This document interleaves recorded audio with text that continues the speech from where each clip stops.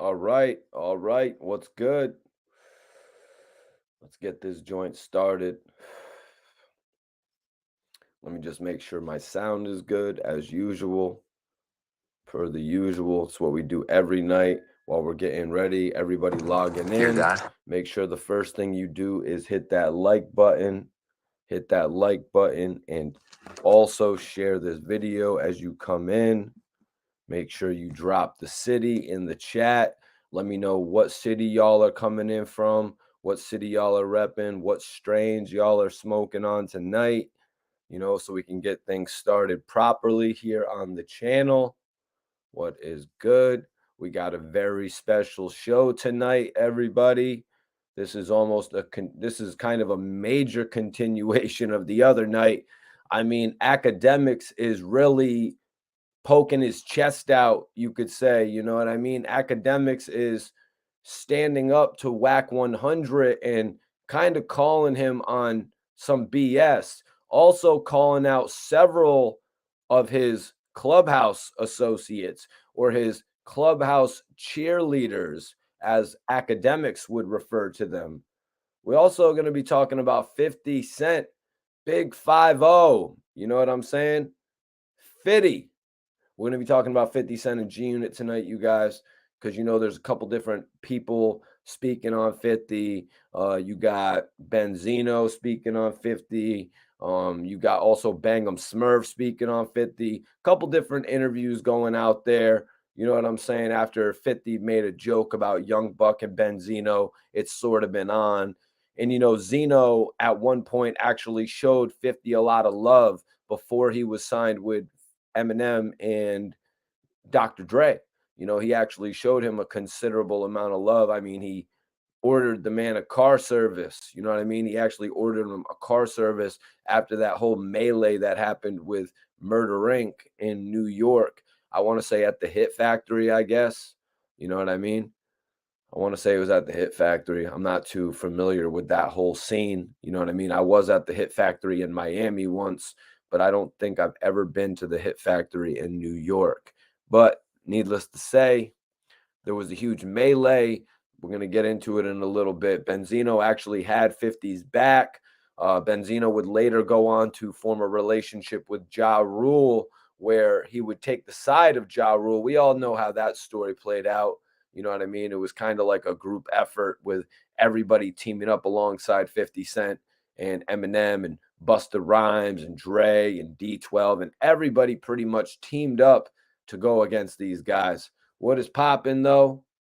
What is popping? Steven Rivera, appreciate you for tapping in. Appreciate everybody for tapping in tonight. We got some shit to talk about. Akademiks took it a little bit further. You know what I mean? Because in the last conversation we were talking about, Akademiks actually spoke on Wack 100's information, or should I say misinformation about Jim Jones. The whole Jim Jones and shoddy situation. Wack 100 kept on repeating information from I guess you could call it a misguided timeline. So sometimes when you get going on YouTube or when you get going on Instagram, you know what I mean? You're just liable to say anything if it seems to make a little bit of sense. Appreciate everybody for tapping in tonight. Make sure you're tapped in tomorrow. I'm doing a very special episode tomorrow, you guys, with 10 Toes Down. Just so y'all know, we got a very special episode coming up tomorrow with 10 Toes Down, one of the dopest rising YouTubers. You know what I'm saying? I've been in tune with his brand for a minute. You know what I'm saying? So it's going to be great to have him on the channel tomorrow night. Don't worry, everybody. I'll have disclaimers up in the middle of the day just to let everybody know what's going on. Appreciate everybody for coming in. It looks like we got Land Hustle TV in the building. Brandon said he's smoking on that ice cream cake. Okay. That's what I'm talking about. Little ice cream cake. My dispensary actually said that the ice cream cake was an award-winning strain. Yep. I actually had my guy AG Cubano, who has a strain over at the cookie store. They were selling it at the cookie store and some other shit like that. I had him on the show the other night. That was pretty cool. That was pretty cool. Right now, everybody, I hope y'all are smoking right. Hope y'all are getting rolled up and ready for the show. J Mac, what's popping with you, J Mac? East New York. East New York's in the building. East New York, baby. Okay, that's what I like to hear, man. We're getting everybody tapping in. Everybody's letting me know what city they're in here from, what city they're in, what strain they're smoking. You know, that's the first two questions that you're answering when you come in the chat. Because once we come in here, everybody needs to start to interact. And I'm not here making a rap. I'm just speaking the facts, you guys. This is how we act on this channel, y'all. Blue raspberry gelato is in the air. Man, that just sounds divine. The Backpack Boys. Blue raspberry gelato. My YouTubers, my guys, my movie stars, y'all are smoking right. We smoke right over here. Louis Peasy says, we need that movie star strain. We'll get it. We're going to get that strain. You just gave me another addition to the list of developments that we can have. You know what I mean? Promotional tools, you know, when it comes to different things in the hip hop industry. Everybody share this video, y'all. Share this video, everybody. Share this video. We're going to get started in just a few minutes. You know, we're on the intro of the show. Everybody's smoking right now, getting right, pouring up, whether you're drinking on some Hennessy or Douce, whatever you're drinking on, you guys.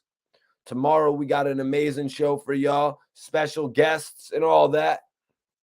Brooklyn, New York's in the building. Major salute to Brooklyn, New York on the tap in tonight. Brooklyn, New York in the building. We got Cleveland, Ohio. We got a variety, man. The whole United States is tapping in with Mikey T, the movie star. We got a variety of people. Chet King, my guy, what is popping? I need everybody in here. Share this video. Share it here on YouTube. Share it on your Facebook.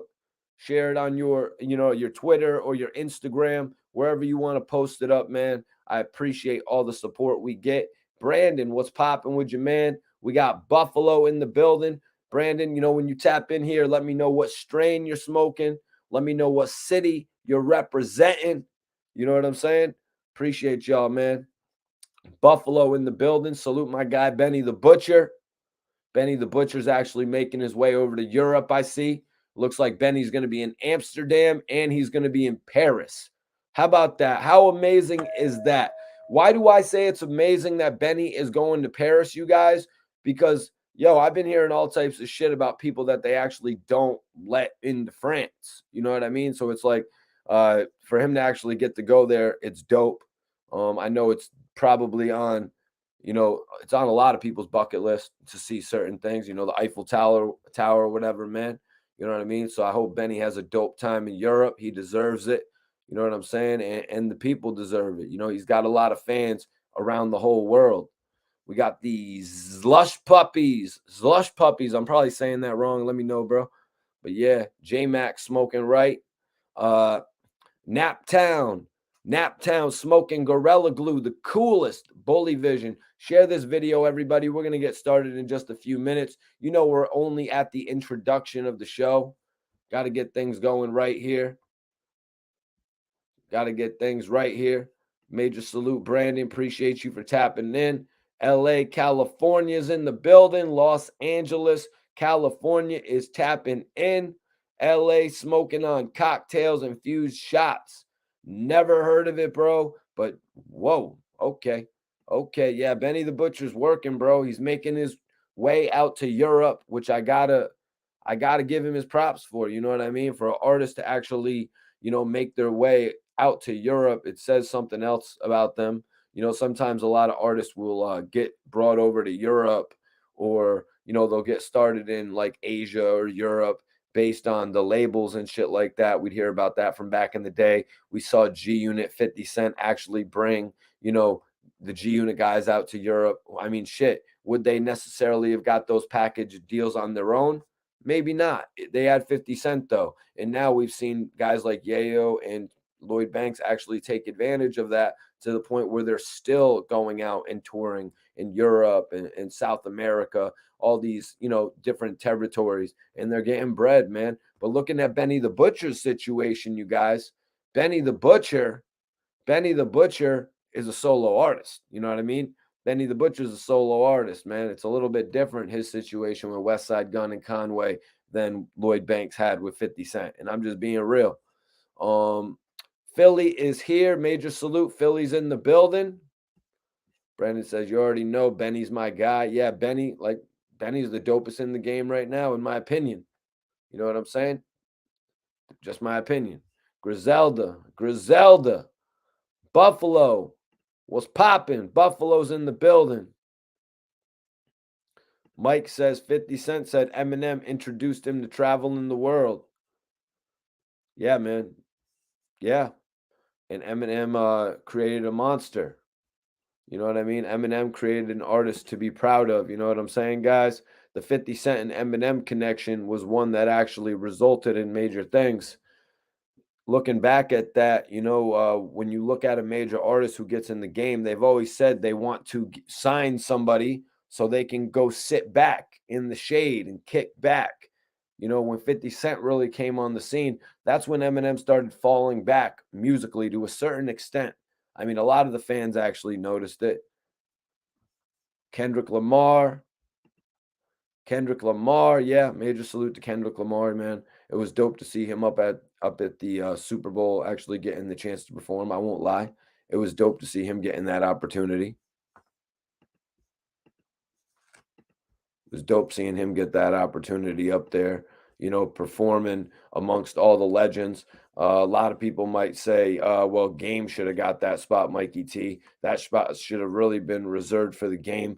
But I mean, you gotta, when you're doing these type of performances, you really got to you really should be complimenting different eras, to be honest with you. You know what I'm saying? They're complimenting different eras and different genres and that whole thing.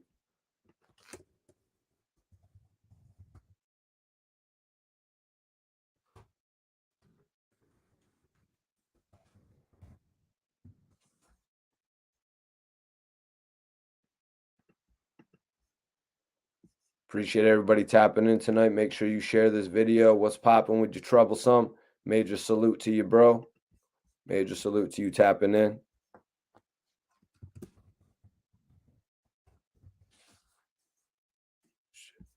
Make sure this joint is saved properly.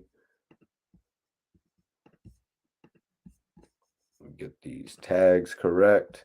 Major salute, y'all.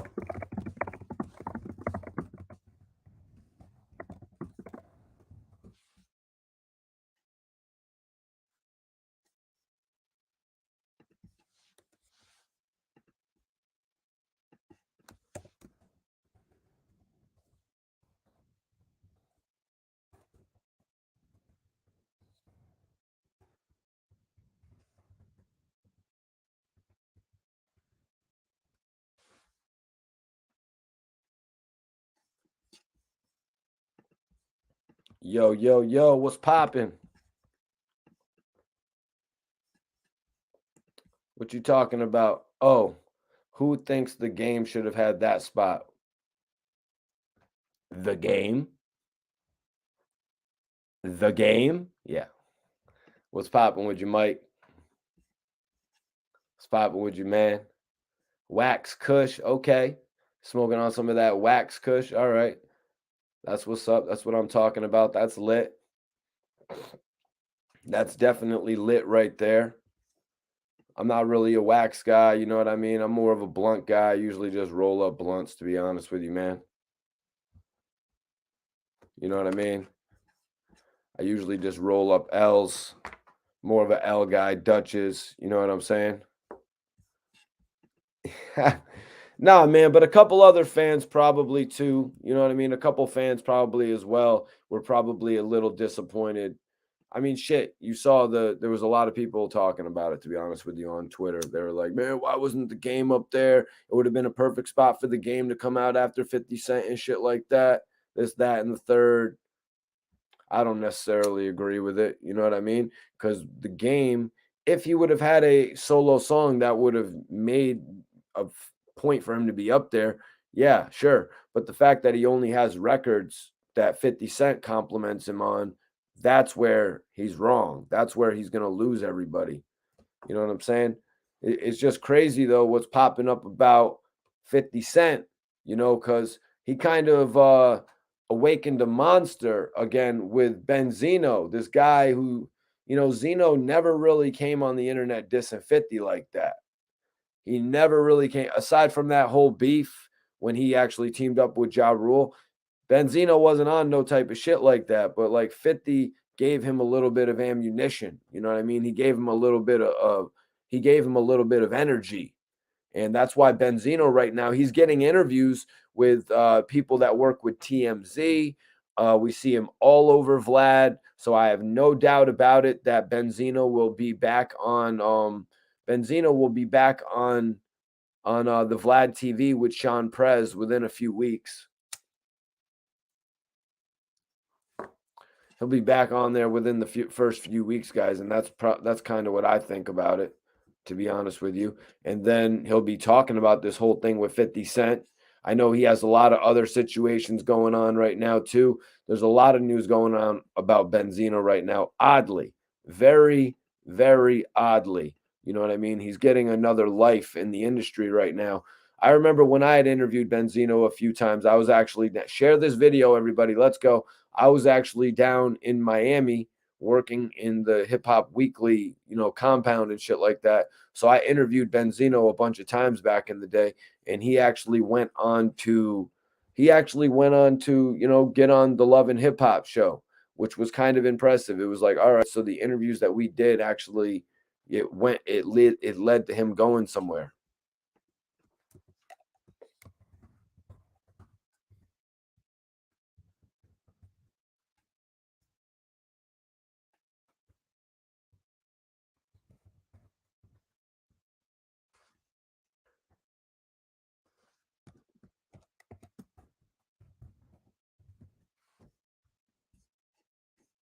Crazy though how Benzino actually called 50 Cent the first rat before 6ix9ine.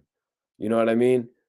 The fact that Benzino called 50 Cent the first rat before 6ix9ine, I really don't agree with that, in all honesty. You know what I mean? Because the game was a lot different back then. 50 came in making a few diss songs, but he wasn't, well, shit. He did make How to Rob as well, where he was literally going on there and saying that he wanted to snatch them, snatch the Wu-Tang's rings and shit like that. So in a way, 6ix9ine actually would go on Instagram all the time and literally say shit like, you know what I mean? Yo, he dissed this guy, he dissed that guy. You know what I mean? 50 Cent had a Rob where he was literally dissing everybody in the industry. So Benzino making that comparison is just kind of crazy. You know what I mean?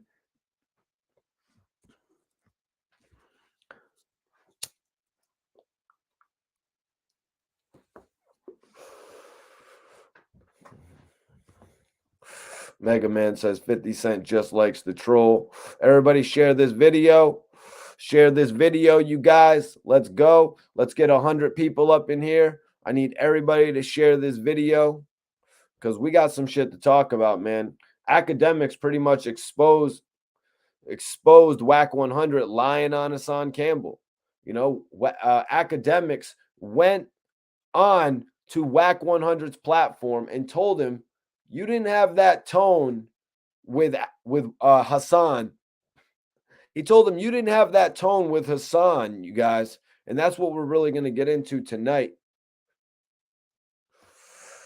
Last night, it was kind of crazy because Akademiks pointed out an inaccurate statement, an inaccurate statement when it came to Jim Jones. When it came to Jim Jones, Wack 100 had been repeating inaccurate statements, you guys. And as a blogger, I think it kind of irked Akademiks. You know what I mean? I think it kind of irked Akademiks that Wack 100 time and time again was out here repeating false information. Rico says it right here. He ain't have that tone. He ain't have that tone with Akademiks.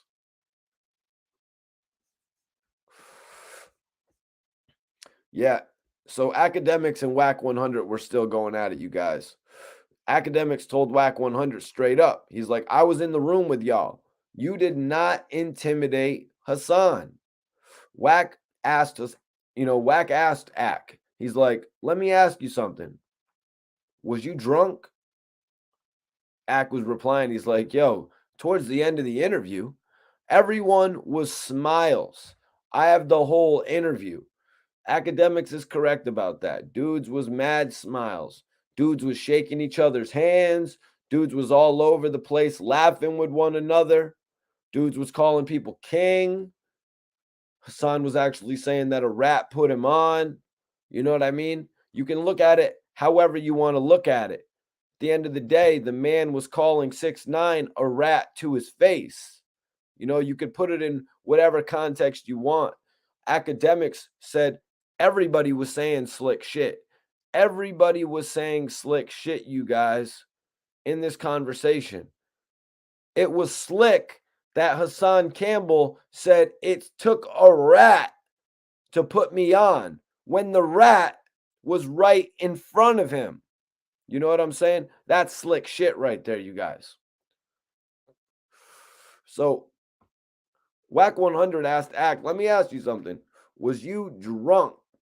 Because Akademiks came right into this. He came right into this clubhouse. Akademiks told him straight up, I was in the room with y'all. You did not intimidate Hassan. Because that's been the big narrative since this interview. Wack 100 immediately got on Hassan, trying to tell everybody that he was calling him out throughout the entirety of the interview. Now, there's a lot of people out there who aren't going to watch this interview. You know what I mean? In full. Like, in reality, there's a lot of people that aren't going to watch this interview in full, you guys. They're going to watch the clips. So they're going to see certain things, certain things where maybe it does look like Wack is getting loud. So it supports his claim. You know what I mean? But then they're also going to just have missed the rest of it. So people are going to be able to fill in the blank however they want to, which goes to Akademiks' thought the other night of Wack. Every time you get put in a position, you just come up with some claim that nobody can disagree with and just says you're right. XO King, I appreciate you, man. It's all about consistency and everybody tapping in right now. I want you to share this video. Tomorrow night, we're going to have a very special guest. 10 Toes Down is going to be joining us on the channel to break all this shit down. So I really wanted to tie up all the loose ends here tonight. And I really wanted to go through some of the last pieces of this story. So I really have it all together for when I get 10 Toes on here, because we all know he has a very interesting story. And we all know his story is somewhat intertwined with Hassan Campbell. You know what I mean? From the early days of Poppy making his name on the blog tip. But we're going to get into all that tomorrow night, you guys. So I want you all to make sure that you tap in. If you're not subscribed, make sure you subscribe to this channel. Make sure you subscribe to this channel, guys. Hit the notification bell so you don't miss the live video tomorrow night. Tonight, I thought it was bad the other night. Akademiks calling Wack 100 out on the whole Jim Jones shit. I thought that was bad. This is bad. This is Akademiks basically telling Wack to his face that he didn't even check. He didn't intimidate. He didn't have that tone with Hassan Campbell, you guys. I need everybody to share this video. We're just about at 100 people. Let's go. We got a dope-ass video for tonight. Big ups. Uprise in the building. Major salute. Major salute. Appreciate you guys for tuning in. Hope everybody's smoking good tonight. We got a hell of a show, y'all. We got a hell of a show for tonight. We got a hell of a show for tonight, you guys. I need everybody to share this video as well.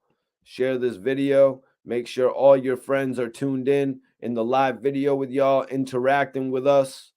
We need everybody to tap in and interact, because that's what this channel is about, you guys. This channel is about live interaction. To keep it 100 with you, to keep it a buck.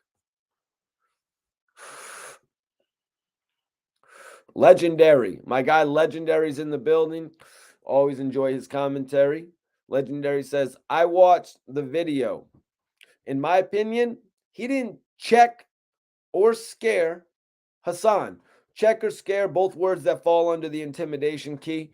But as we're going to see here in just a second, Wack 100 is going to deny using the word intimidate. But we'll get into that in just a second, you guys, because this thing with Akademiks and Wack 100, it kind of heated up out of nowhere to me. But I kind of look at it like Wack 100 and Hassan Campbell. That was like the thing. That was like the last straw. You know what I mean? That was actually the last straw. Everything that happened with Wack 100 and Hassan Campbell. Now it's like the floodgates are open. Now Akademiks cannot help himself, you guys. Akademiks legitimately cannot help himself. He just wants to go on there and correct not only Wack 100, but a lot of his cohorts, you know what I mean? His co-host, the people that are around him basically cheering him on when he's not presenting facts. You know what I'm saying, you guys?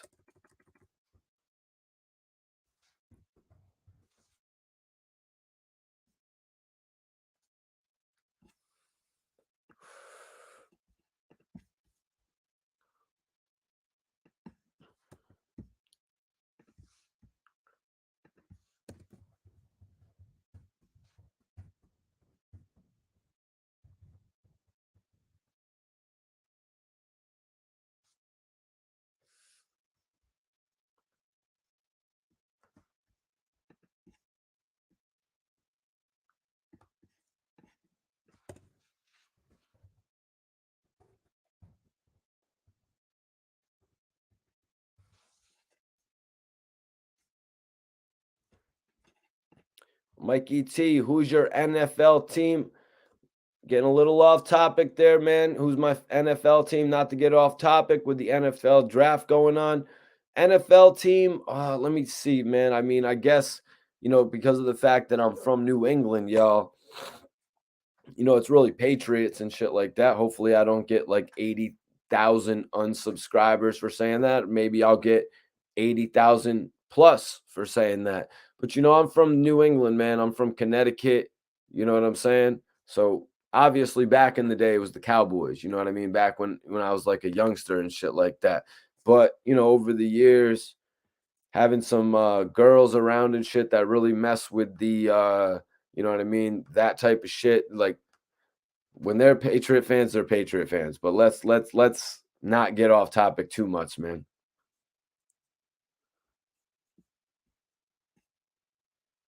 Let's see. DJ Ack. DJ Ack. Yes. And New York Giants. Yep, New York Giants. That's my boys' team, actually.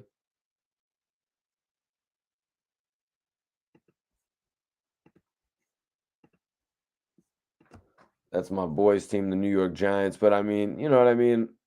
I'm not the biggest football guy, you know what I mean? But obviously, because of where I'm from, it kind of gets predetermined who we're fans of a little bit. You know what I'm saying? I feel you on that though, XO King. I feel you on that shit.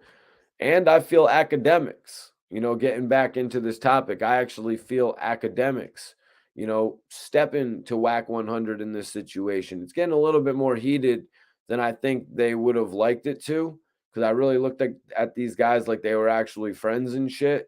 But I think it's getting a little more heated than they would have liked it to. Wack 100 kind of feels like Akademiks is taking shots at him. You know what I mean? But Wack 100 is taking clear shots at him. I mean, how many times are you going to call somebody a square before they start taking offense to it? Okay, I'm a square. Like, okay, you call me a civilian, but now you're calling me a square. How about you be a journalist, right? How about you do what you do on the internet right? How about you get all the facts correct in what you're saying? I could see how that would actually annoy, you know what I mean, academics to a certain extent, because you're having this guy on your channel, you know what I mean? You're having him on your podcast, and maybe he's making a fool out of you. You know what I mean? Maybe he's kind of making a fool out of your whole show. You know what I'm saying?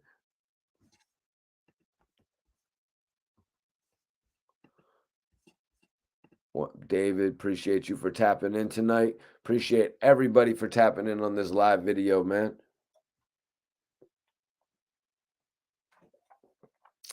I'm actually on some sativa tonight. That's why I'm a little bit upbeat.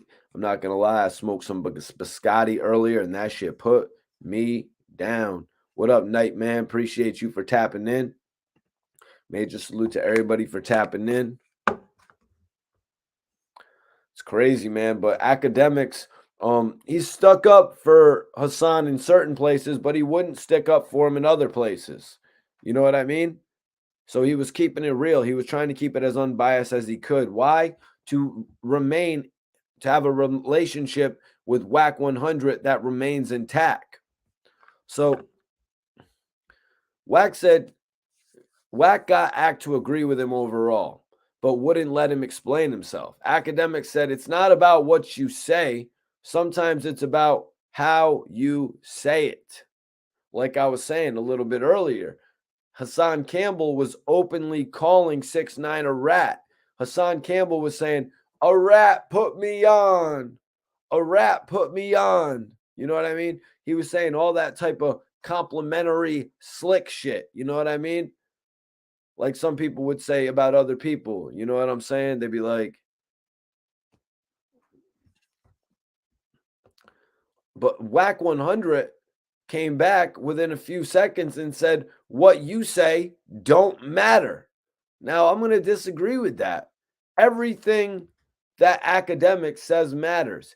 Even going back to when he would talk so quick in his videos. This guy talks so quickly in his videos. I bet you sometimes a lot of people would go back so they could actually really hear what he's going to say. That's how much it matters, how much what Akademiks is saying, you guys.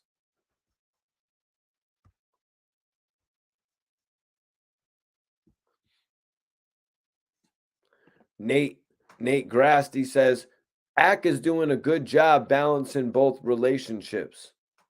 Yep, I agree with you, man. I agree with you here. He's doing better.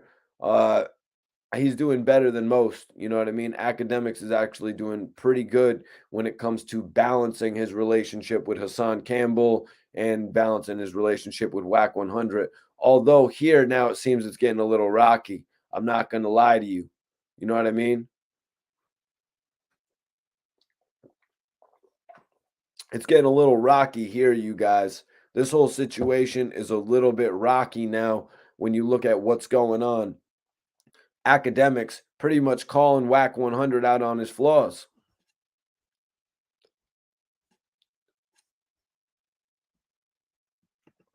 He's calling the man out on some of his flaws, you know what I mean? But in all honesty, constructive criticism is stuff that people need. You know what I mean? You want somebody to try and make you better. So Wack said, "What you say doesn't matter." Akademiks said, "Wack, you didn't intimidate him, bro." Wack replied, "What do you mean by intimidate? First of all, I never said I intimidated him. I don't know where you're getting that word from." Wack 100, man. Wack 100 basically called him out there saying, "I don't know where you're getting the word from. You changed the word up." Akademiks is like, "Oh, now you're playing wordsmith." You know, just because he flipped the word. You know what I mean? He's saying all this type of shit about he's on there calling him out. You know what I mean? Basically, you're insinuating that you intimidated the man. That's all Akademiks is saying here, you know? But Wack 100 is like, "What do you mean by intimidate? First of all, I never said I intimidated him. I don't know where you're getting that word from." Wack is like, "I said enough disrespectful shit to dude." Ack said, "Nobody in there took what you said disrespectful. Nobody in there took what you said disrespectful. That was the thing. Wack 100 is saying, I said enough disrespectful shit to the dude.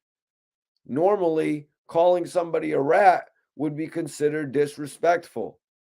What was happening with Hassan and 6ix9ine. But in the context of what was going on there, all of us watching, you could see why nobody was really going too ham on anybody.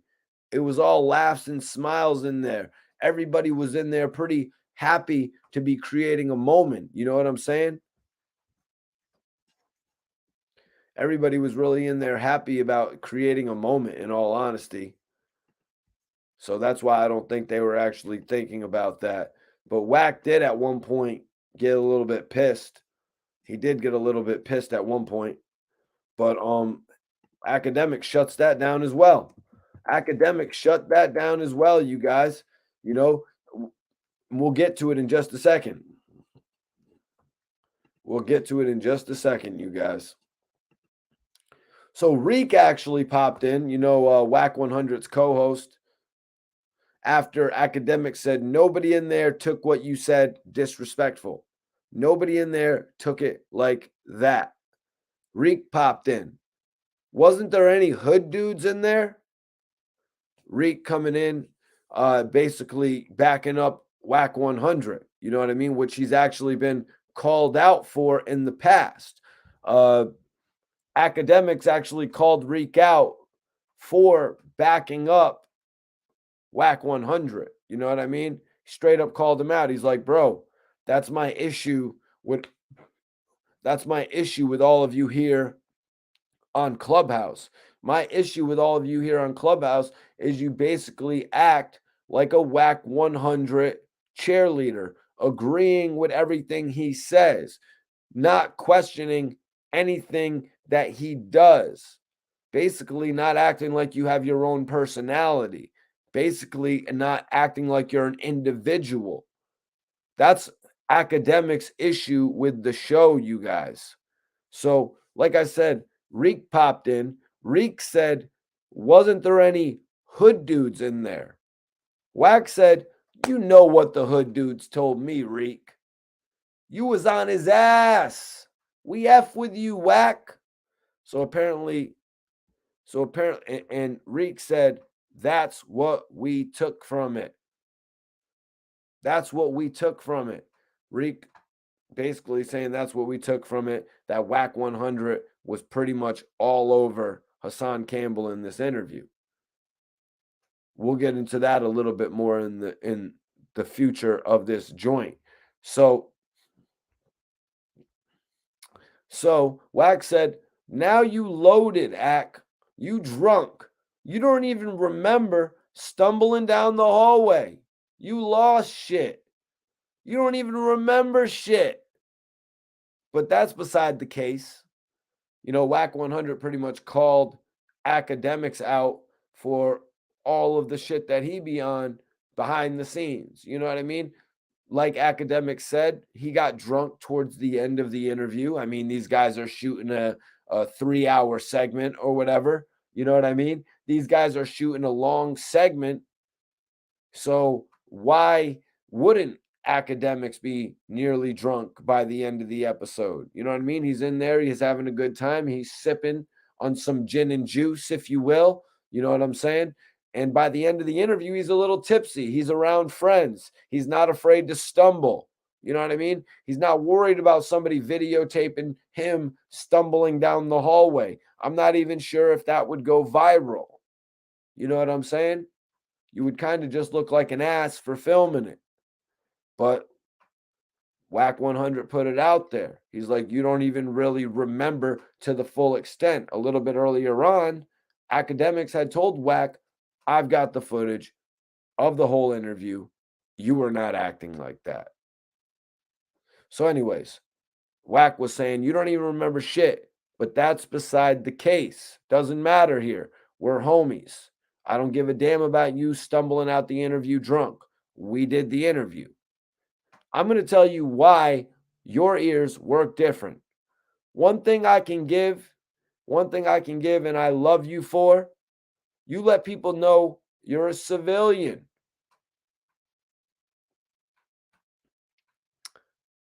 I'm calling the police. What a street guy hear and what you hear as disrespect is two different things. I'm going to be real. The first time I violated that dude is when he asked about 6ix9ine, is when he asked 6ix9ine about the money. And before 6ix9ine can answer, I said, F that. We ain't giving him shit. Wack called the shot. Akademiks chimed in. That was not your tone. That was not your tone. Everybody share this video. Let's go. We got 100 people up in here. Appreciate y'all for tapping in. Mikey T, the movie star, live tonight. We got some shit to talk about, man. Akademiks checked Wack 100. Akademiks exposed Wack 100. Wack 100 got exposed again. For this time, for lying on Hassan Campbell. Going on Clubhouse and basically giving a review of the interview, but putting his spin on it. You know what I'm saying? Wack 100 said here, the first time I violated that dude is when he asked about 6ix9ine. Is when he asked 6ix9ine about the money. And before 6ix9ine can answer, I said, F that. We ain't giving him shit. Wack called the shot. Akademiks chimed in right there, you guys. That was not your tone. That was not your tone. That was not your tone, Wack. You got the audio for everything else. Can we play the audio? I want to hear if you got the same type of tone.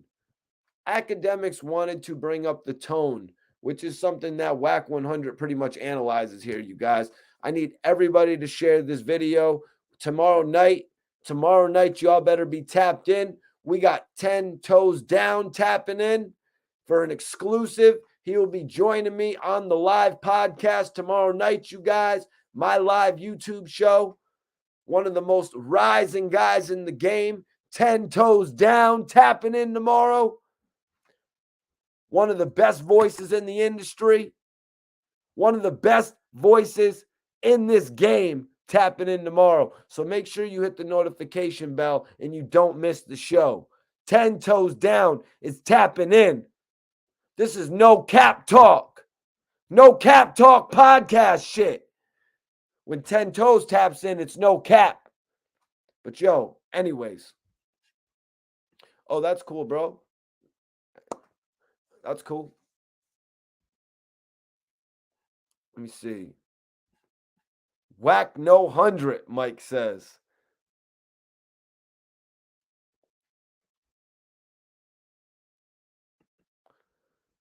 All right, Nightman, hit me on the gram, brother. Mandy tapping in and keeping it real. All I got from that interview was 6ix9ine yelling again and shit like he always does. Major facts. That's one thing I'll say about 6ix9ine interviews. You know what I'm saying? That's what I'm saying about 6ix9ine interviews, you guys. You pretty much don't get your point across. 6ix9ine is going to use it to yell. You know what I'm saying? So Akademiks chimed in. He said, that was not your tone. That was not your tone, Wack. You got audio for everything. Can we play the audio? I want to hear if you got that same tone. Wack said, did I say those words, though?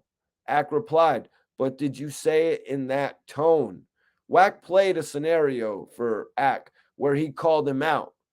You know, you don't have to say it in that tone for it to mean something. Ak said, put it like this. I interviewed Hassan before, and we talked about some of the same shit you said to him. The tone is going to matter. You're asking a question. Is the tone going to matter? The tone is going to matter.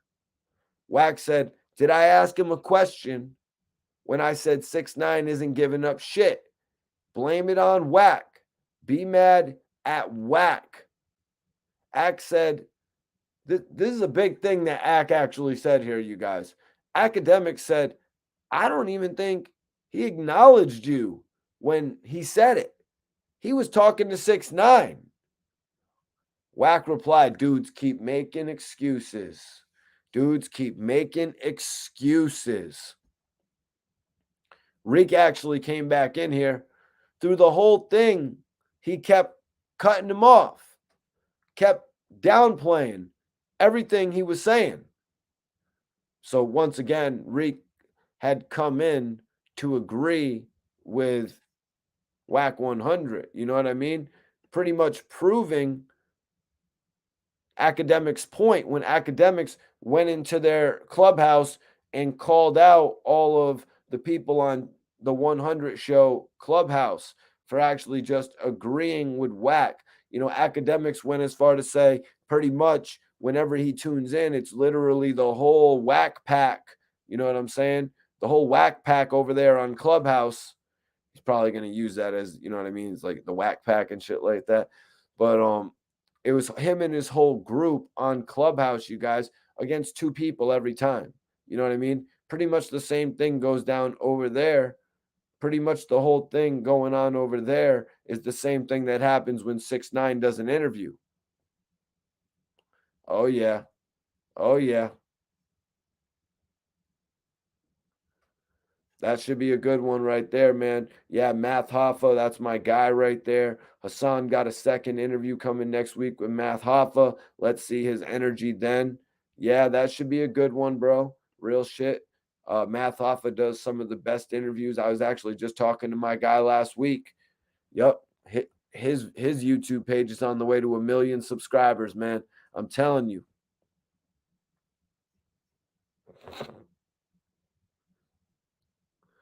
Not legendary. No, they just mean in terms of all this. I think they mean like what's his energy going to be because he had literally just done an interview with Math Hoffa. You know what I mean? So now with all the heat is turned up, you know what I mean?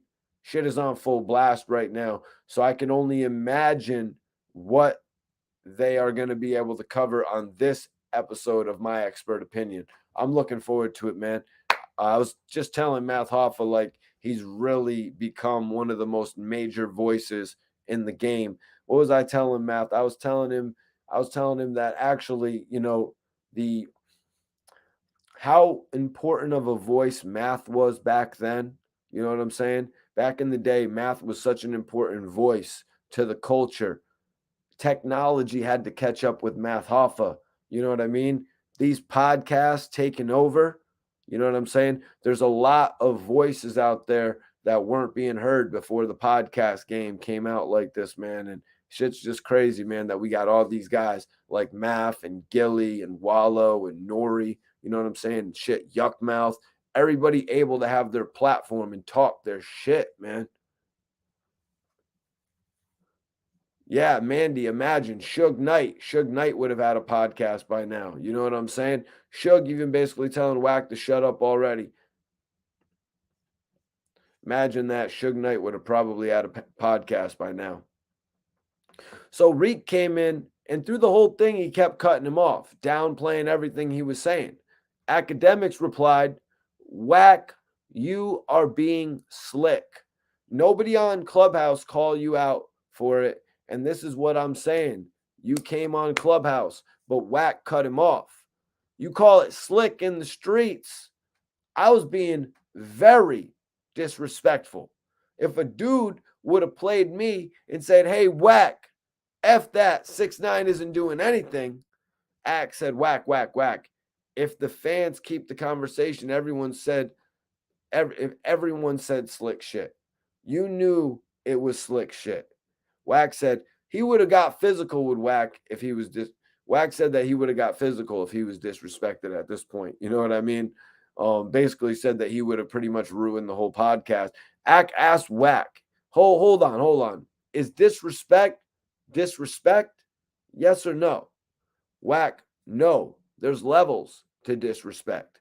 You see, when Wack is pressing people for a yes or no answer, look at that response that he just gave Akademiks right there. you got to see this thing from both sides of the fence. You know what I mean? Because Wack 100 is legitimately yelling at everybody who comes onto his show.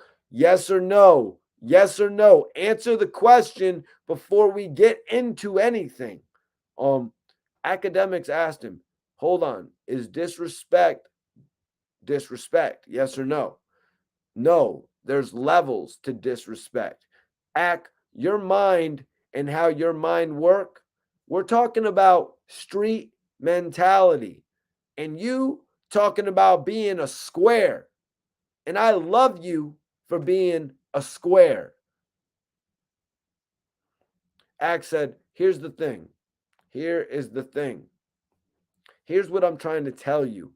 Wack came on Clubhouse with a very inaccurate representation for the energy and mood that he had while he was at the interview. That's Akademiks' big problem here. Now, Akademiks just called Wack 100 out on misinformation reported in regard to Jim Jones. And now Akademiks is calling him out on having the wrong energy coming off of the interview, misrepresenting the energy that was in the interview. Now, this is literally something we can all go watch. You know what I mean? This is literally something we can all go watch online to make a determination for ourselves. So that's why it's like extra funny, but that's also why he went to Clubhouse within the first 24 hours of this shit popping off. You know what I'm saying? Because you get that out there and then you start spinning the market, and that's how you work your narrative. It's simple rules of the game, you guys. Share this video, man. I'm Mikey T, the movie star. If you're not subscribed to the channel, make sure you subscribe and hit that notification bell.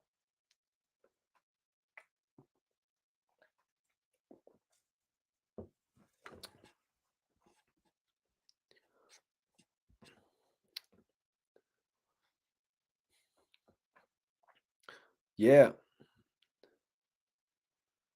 Whoa. Sorry, bro. We don't use those kind of terms in my live video. Shout out to the bro China Mac. Shout out to the bro China Mac. I'm just going to say this one time. All that bullshit that's going on with China Mac and Bullets Gotti's got to stop. Like, cut that shit out, man. I don't want to see two people going through it like that over nothing, man. You know what I'm saying? So I'm just going to say, I hope I don't got to say it again, but I'm going to say it right now. That bullshit with China Mac and Bullets Gotti's got to stop. These two guys don't need to be going over it over nothing. Salute my guy, China Mac. He gave me the opportunity to interview him a number of years ago. He explained a lot to me in that interview. You know what I mean? As far as, in all honesty, that was one of the biggest interviews. You know what I mean? People that to this day still comment on that interview. China Mac had his head on his shoulders. China Mac's got his head on his shoulders. You know what I mean? I don't want to see those guys beefing over nothing. You know what I mean? Over people dissing each other on Clubhouse. That makes absolutely no sense. So I'm just saying that.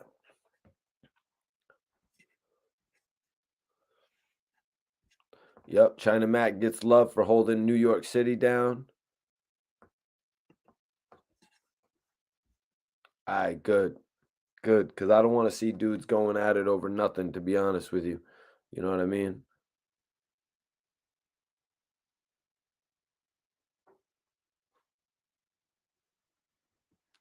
Whoa. Whoa, whoa, whoa. David says China Mac is a cool guy. China Mac is a cool guy, straight talking dude. Yeah, man. I feel you, Cordero. Me too, bro. You know what I'm saying? Sometimes you just wake up and then you just hear about this shit. Pretty much like all the situations, like that whole situation with China Mac and AD, how that thing whole popped off. You know what I mean? I was kind of shocked about that as well.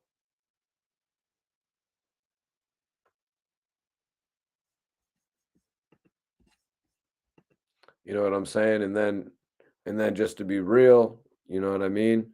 Dudes are doing their thing, and that's really what they need to focus on doing.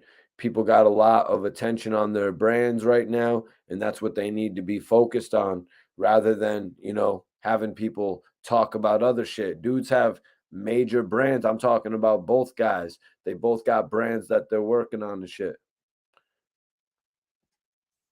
But yeah, let's get back into it here, man. So Axe said, here's the thing. Here's what I'm trying to tell you. Wack came on Clubhouse with a very inaccurate representation for the energy and the mood that he had while he was at the interview. Wack was very friendly to everybody there. Did Wack say slick shit? Yes, he did. But Wack was very friendly to everybody there. Akademiks pointing that out. Reek came in going crazy. Reek said, that's how you know, that's how you're not no street dude. His body language did not say friendly. The way he was leaned in was not friendly. Wack was like, yo, yeah, but hold on, Reek. Axe said, I have on my YouTube when they first met. You're going to tell me two dudes happier to meet each other? And we all saw that representation of when they met. You know what I mean? We all saw the representation of when they met, you guys. We all saw the smiles. We all heard Hassan talk about the smiles, but we all witnessed the smiles as well as the two shook each other's hand. Hey, what's going on? That's that guy who gets 4,000 live viewers. Hey, yeah, we all saw that. You know what I mean? Why wouldn't they be happy to meet each other? You know what I mean? Hassan Campbell went on to say he planned on making $10 million with this man. That's $10 million down the drain. What is this? The Dark Knight? Are we just burning money here? I'm just being real, man. You know how many Bel Air Blues? You know how many Bel Air Blues they could get?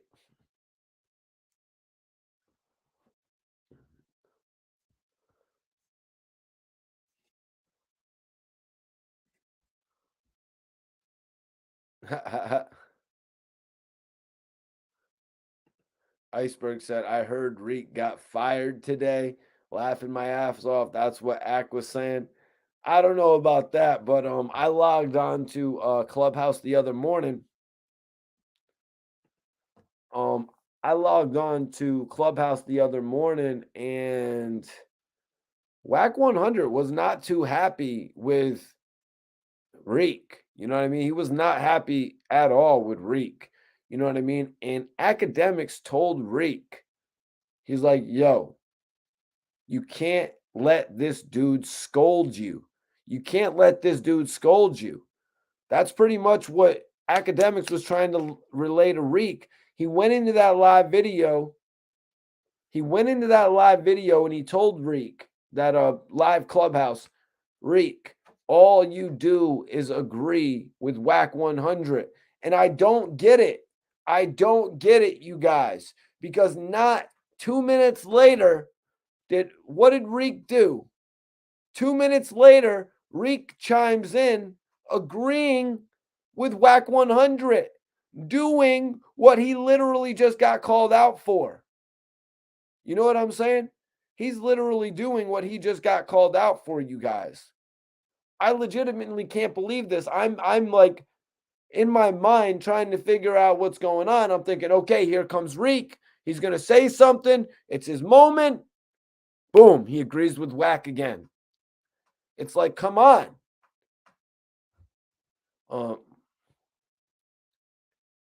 David says, I heard that thing with Wack saying to Reek as well. Yeah, he was freaking out on Reek because Reek didn't have something uploaded to the YouTube. Is that what you were hearing as well, David?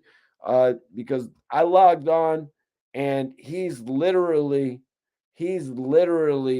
on there saying, what is wrong with you? I'm worth $10 million. You're not worth a fraction of what I'm worth.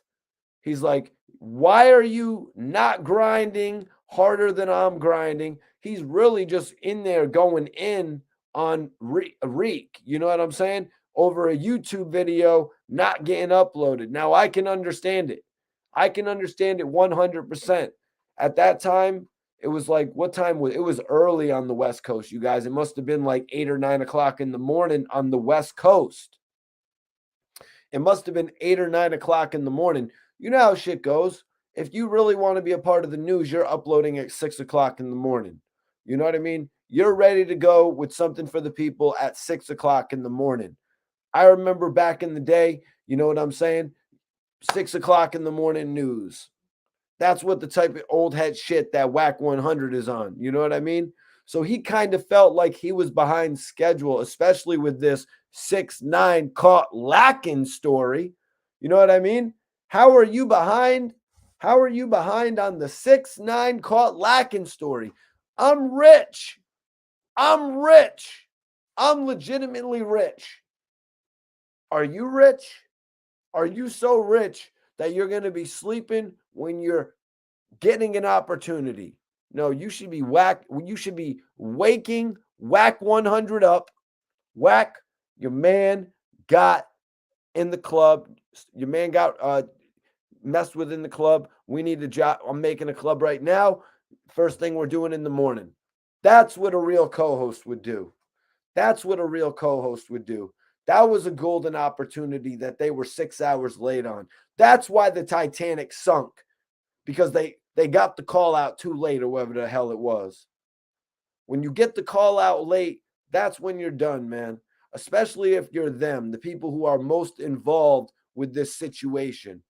There's nobody more involved with 6ix9ine than Wack 100. And if you're that man's co-host, you should be on top of that shit. And that's why Wack went in on him. He went in on him.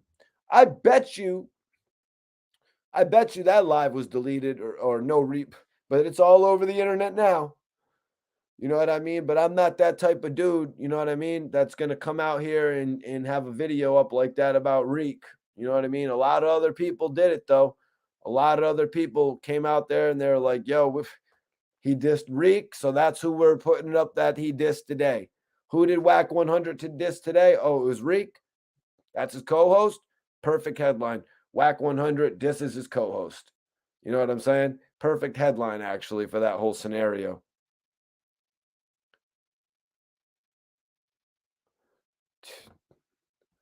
But let's get to this here. Wack said, but hold on, Reek. Again, just like the other day when he told Reek, this is above your pay grade, Reek. Axe said, I have on my YouTube when they first met. You gonna tell me two dudes happier to meet each other? Now, Wax said, when I first seen him, I had no issues. But we can say that we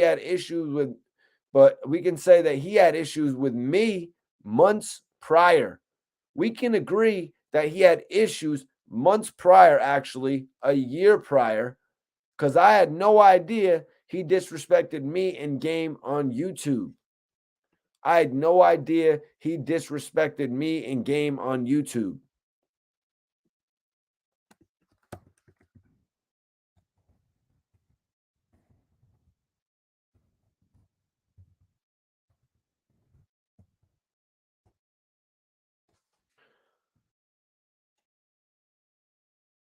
Prime 2D, what's poppin'? Appreciate you for tapping in.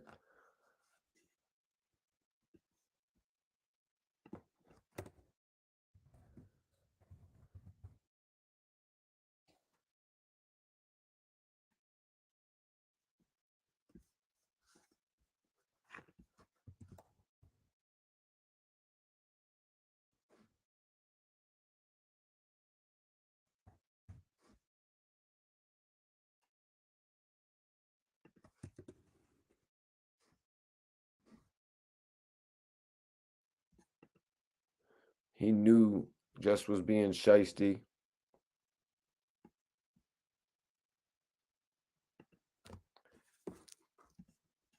Appreciate you guys, man.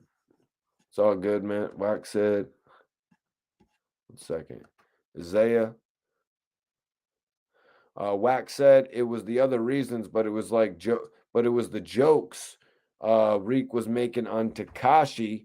Reek signed half of his likeness to Wack for management. You can literally Google it. I don't know about that. And also I never really heard Reek dissing 6ix9ine.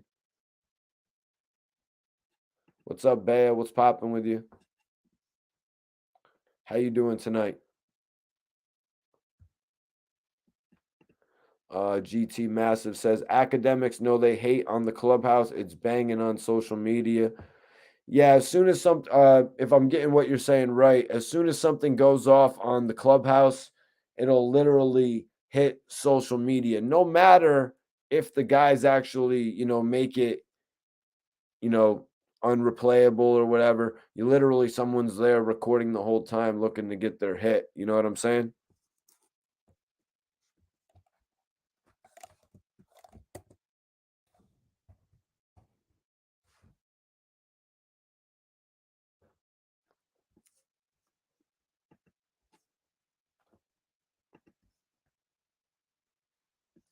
Yo, what's poppin', Randy? Appreciate you for tapping in. Appreciate everybody for tapping in tonight. Akademiks spoke up 2 times. Akademiks in Wack 100. Maybe they're just building. Maybe they're just building for their next interview. But honestly, man, it looks to me like Wack 100 is taking some personal offense to what is being said. It looks like Wack 100 is taking personal offense to some of the things that Akademiks is saying. I mean, literally the other night, literally what Akademiks said that I was reporting on the other night is that anybody with half a brain could pretty much call out Wack 100 for what he's saying. You know what I mean? They could call out Wack 100 for what he's saying in the music industry. I got a couple good strains tonight.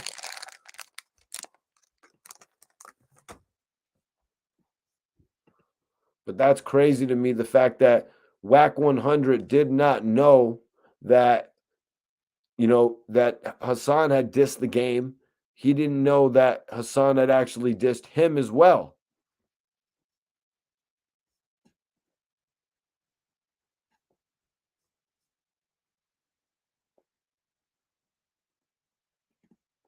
Hey, they love Clubhouse, you know what I mean? Because it's like a phone conversation. Clubhouse, it's literally like a phone conversation, so it's really easy. You know what I mean? It's not like you got to jump on YouTube, get on video, be presentable. You know what I mean? It's not like that.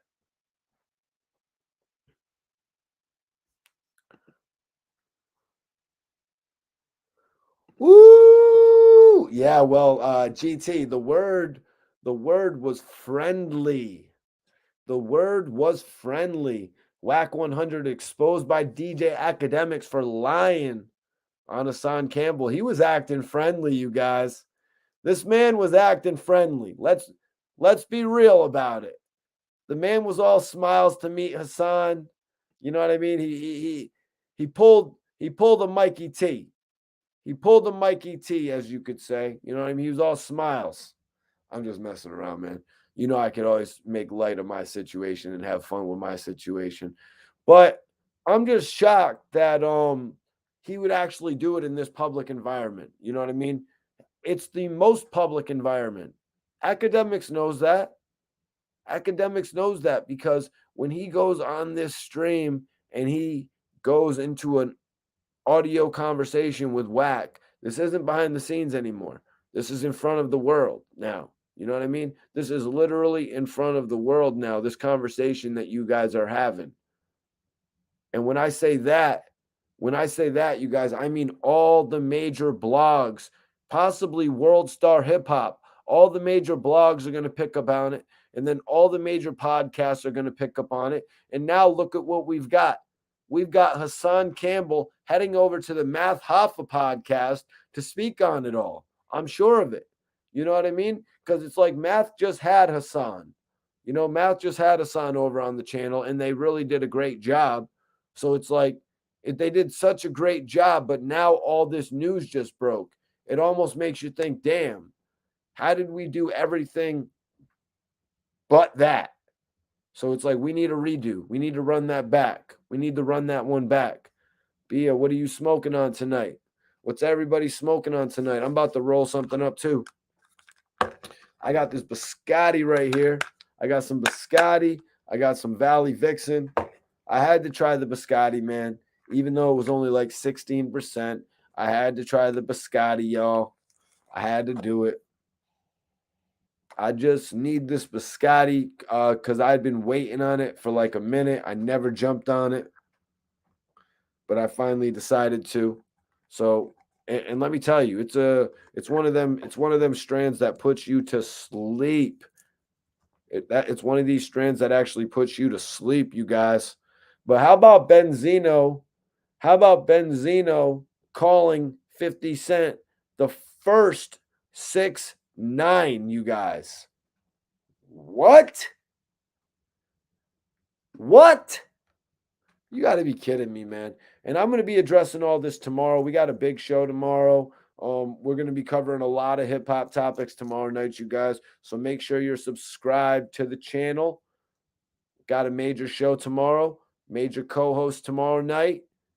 Live tap in from 10 Toes Down. Very excited about it. You know what I mean? One of the leaders of the YouTube revolution. That dude right there. Man, that dude right there, I'm not even playing, man. That dude's one of the voices of the generation right now, man. And what did Ab called me, you guys? AR Rab called me the voice of the voiceless. So I want to lock in with one of the dopest guys out there who I think deserves a little bit more. You know what I'm saying? So major salute to 10 Toes Down. When I say that, look at his subscription basis. Look at his subscribers. His subscription is rising up dramatically. His views are going crazy. You know what I'm saying? He's a real rising talent in the game. 50 is a troll. What happened to Power? Bro, 50 Cent has two of the most lucrative shows in the game. You know, or two. He's got more than two.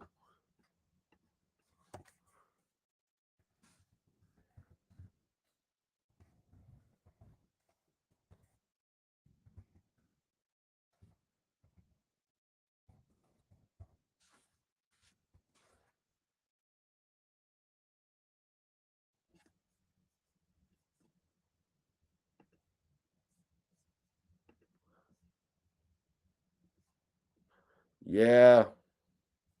Yeah, you're right. Yeah, the Snoop show. I was actually about to do a report on that, to be honest with you, man. It really sucked to see Snoop Dogg's show actually get shelved. You know what I mean? It really actually sucked. It really actually sucked to see Snoop Dogg's show actually get shelved. I wonder what'll happen with that. I wonder if there's going to be any further development, if 50 will possibly be able to take it to another network. We'll see what happens with that in the future, though, man, because it was something that I was really interested in seeing getting developed, man. Bully Joint, well, you know, the first 10 episodes of BMF are out. The first 10 episodes of BMF are out. Drew, I saw that comment, said biscotti isn't the strongest, but the taste is pretty good. Gives cookie vibes. Huh. Dope, man. Yeah, I wasn't really disappointed with the effects of it. I'll tell you, man, that shit put me down. I was sleeping this afternoon off of some biscotti, and I had shit to do. You know what I mean? So I was like, okay, that's some shit I'm only gonna smoke late night.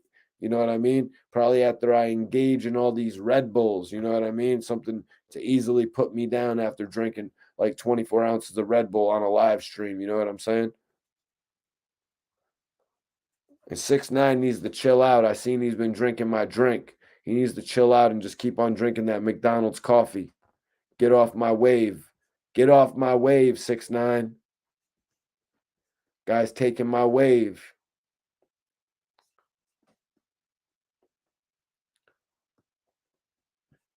50 is the guy. No disrespute. Got to call Duke out on the distractions. What do you mean by that, man? Scotty is light work. Trill. Hell yeah, he did. Two nights in a row, Akademiks exposed Wack 100, you guys. 2 nights in a row. This one is different, though. This one is different, man, because Akademiks, right from the get-go, share this video, everybody. I need everybody in here to share this video. Let's get this bitch up to 200 people. So Wack asked, or Wack was told by Akademiks, he's like, straight up, I was in the room with you. You did not intimidate Hassan. Wack 100's been spinning a narrative all over Clubhouse, you guys. He's been spinning a narrative that he punked him. He punked him. To real. No, yesterday we were actually going over the Jim Jones situation. Last night, to real, we were actually going over the Jim Jones situation where Akademiks pointed out that Wack 100 has been giving out inaccurate information on Jim Jones for a number of months. And now it just seems like the floodgates are open on Wack 100. He's really got to get a so Wack 100 has a co-host, right? He really needs to get a researcher. You know what I mean? If Wack is going to be doing a podcast, if Wack 100 is going to be doing a podcast, he needs to have a researcher. He needs to have someone who's going to provide the proper questions. Just like how a let's be honest, just like how a manager is supposed, like in the whole Perkio situation, just like a manager is supposed to make sure his client is around the right people. Everybody share this video. We got some shit going on tonight. Randy keeping it real. Randy keeping it real in the chat. I see he watched the whole interview, he said. He watched the whole interview, he said. Okay.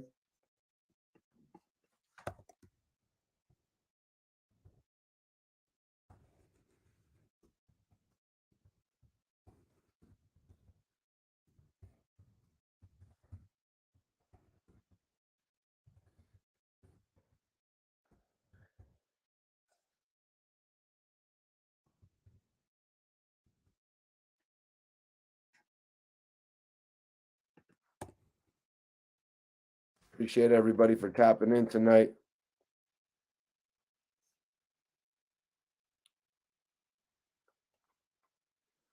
Well, yo,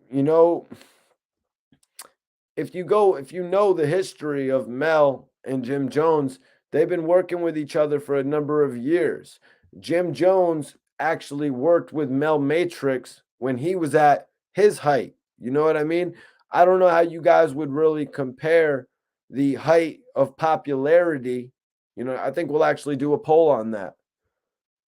Who was more popular at their height?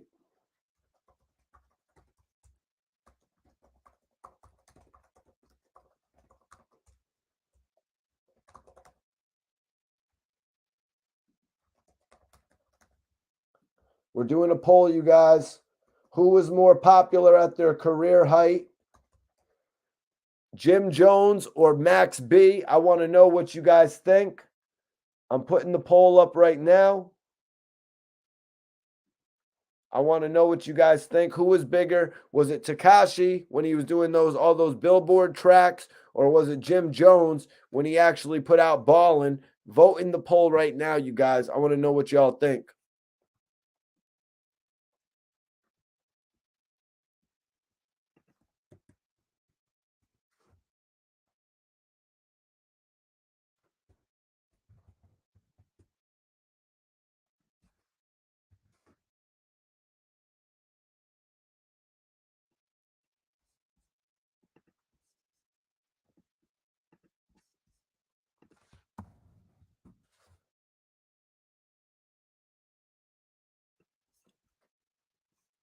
Okay, Drew, you smoking on some purple punch? All right.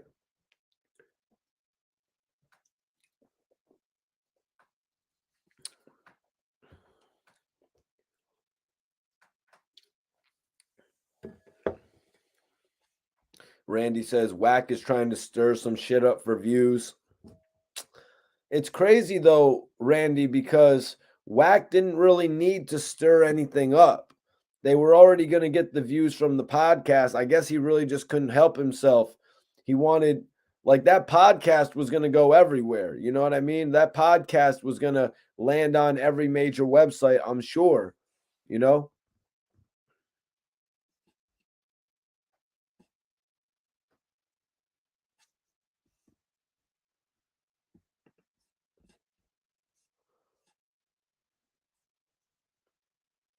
Let me see that. Hold on.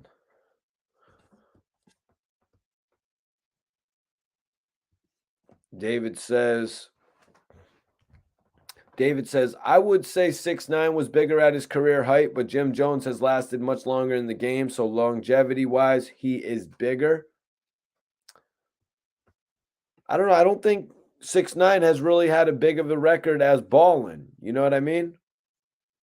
I don't really think that 6ix9ine has had as big of a record as ballin', to be honest with you guys.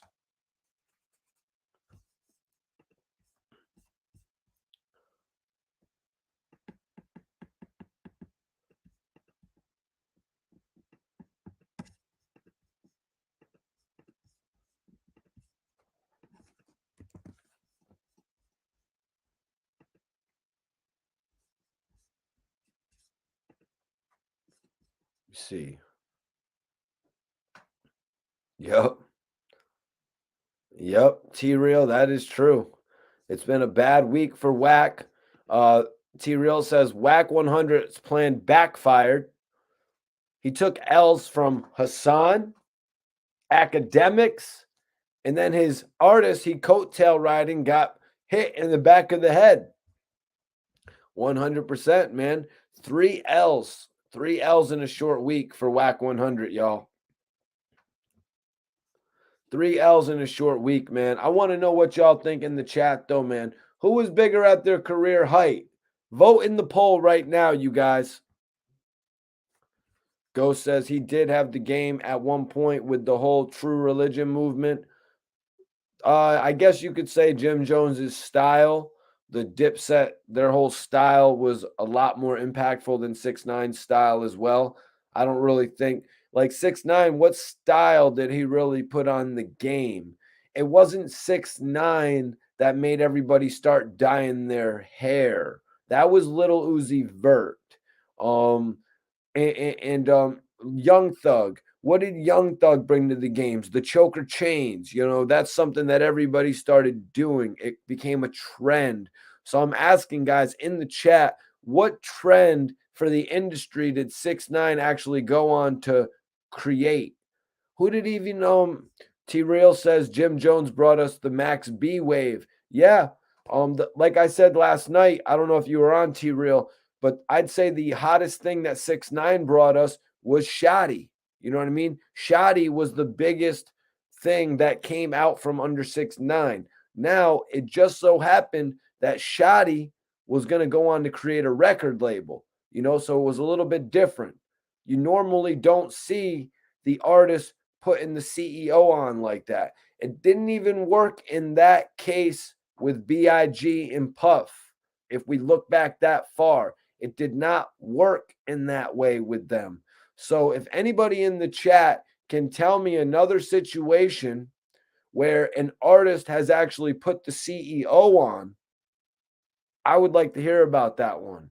I would like to hear about that, where the artist is shining and then he comes and he puts his arm around the CEO and introduces you to the CEO.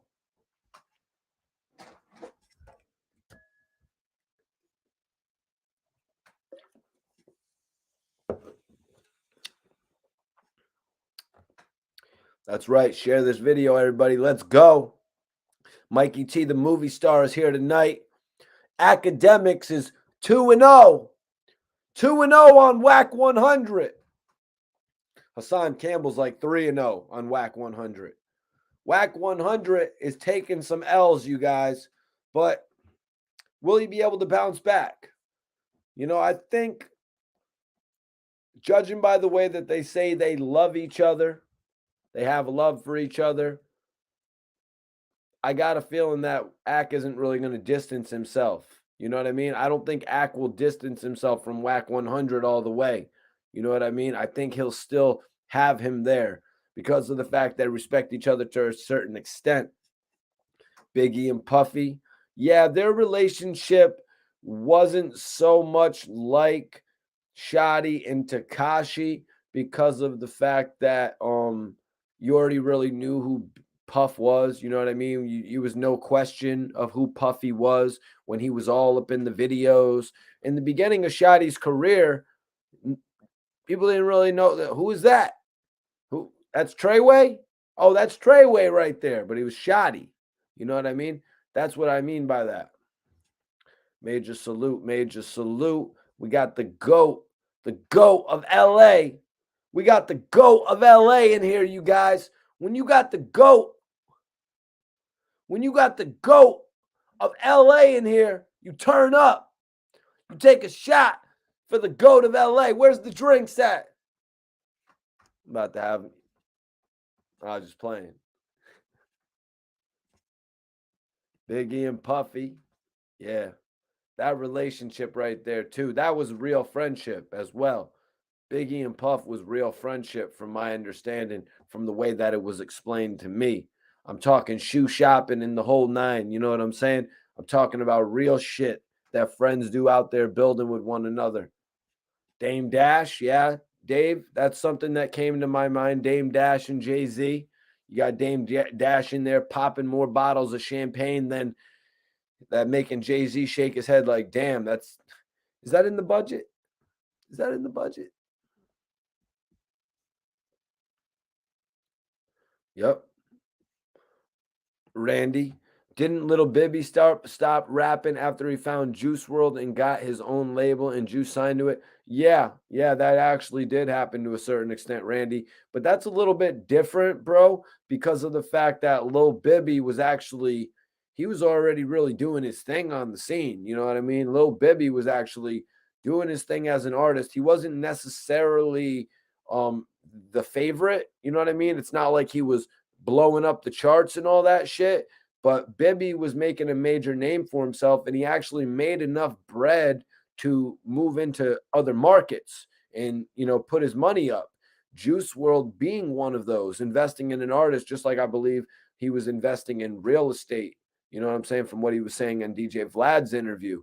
So, yeah, Little Bibby made some really good business moves, but it would be similar if Juice WRLD had blown up and then he introduced Little Bibby to the world. You know what I mean? And then Little Bibby was like, yeah, I'm the CEO of this label. You know what I mean? But that circumstance is a lot different because Shotty went on to become one of the most notorious CEOs, you know what I mean? Managers in the game. He was somebody that if he jumped and got attached to your project would start having wings, He did a lot of shit for a lot of people.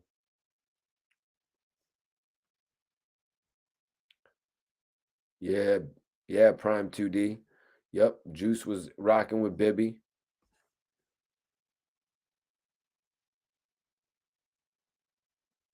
Ghost said, nah, Dame Dash was already a made man. Without Dame, I don't think Jay would be anything. I don't know if I can co-sign that all the way, bro.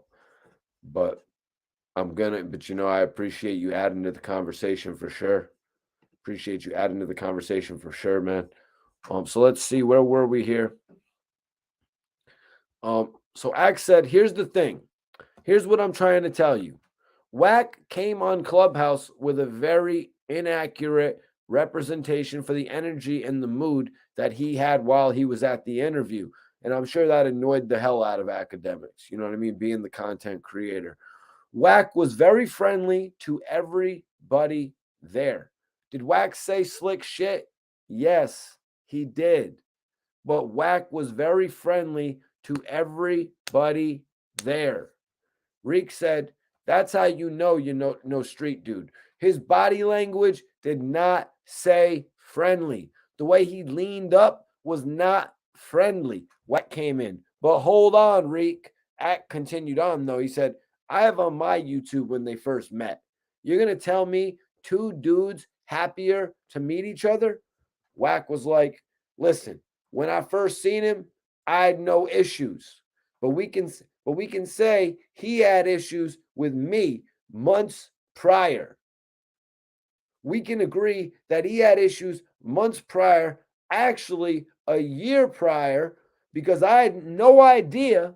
Wack said, I had no idea, referring to Hassan Campbell, that he disrespected me in the game on YouTube.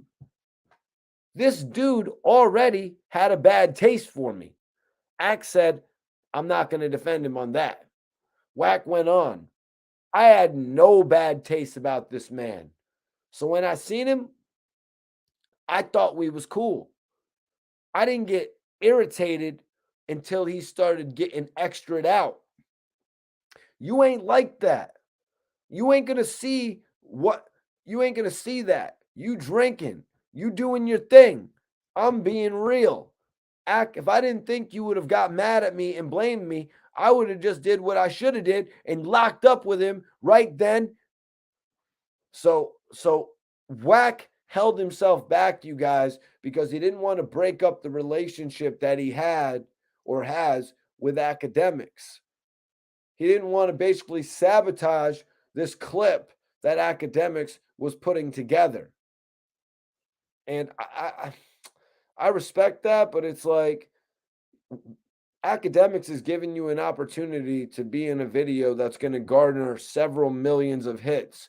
Why are you going to do anything to jeopardize that? This is the man, Wack 100. This is the guy who went with Akademiks and actually interviewed 6IX9INE.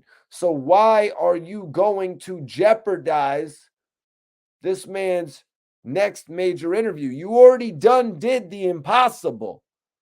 You already did what nobody in the industry thought you would do. Put your character on the line for money. You know what I mean? Let's be real. You know what I mean? Let's be real.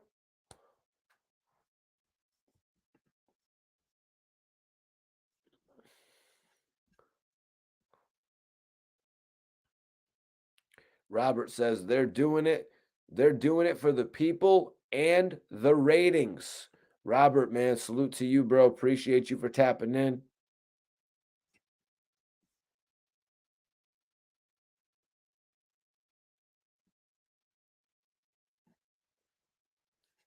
Ghost said, bruh, Dame says it, and damn, this is off topic, but Dame is obviously a boss who we all watched growing up and shit like that.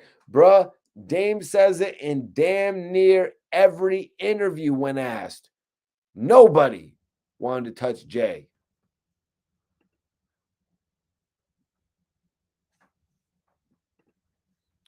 So yeah, man, Wack 100 admitted that he was cool with Hassan, but he didn't know. But he did not know that Hassan had been dissing him, you guys. He legitimately actually, did not know that Hassan had been dissing him on live streams. You know what I'm saying? That Hassan had actually made videos where he had actually talked about him and the game. So that's just something Reek actually wanted to point it out. Reek points it out in a little bit. He's like, so why didn't Akademiks actually tell Wack 100 that, Hassan Campbell had videos out about him actually dissing him and shit like that? So let me get back into it here.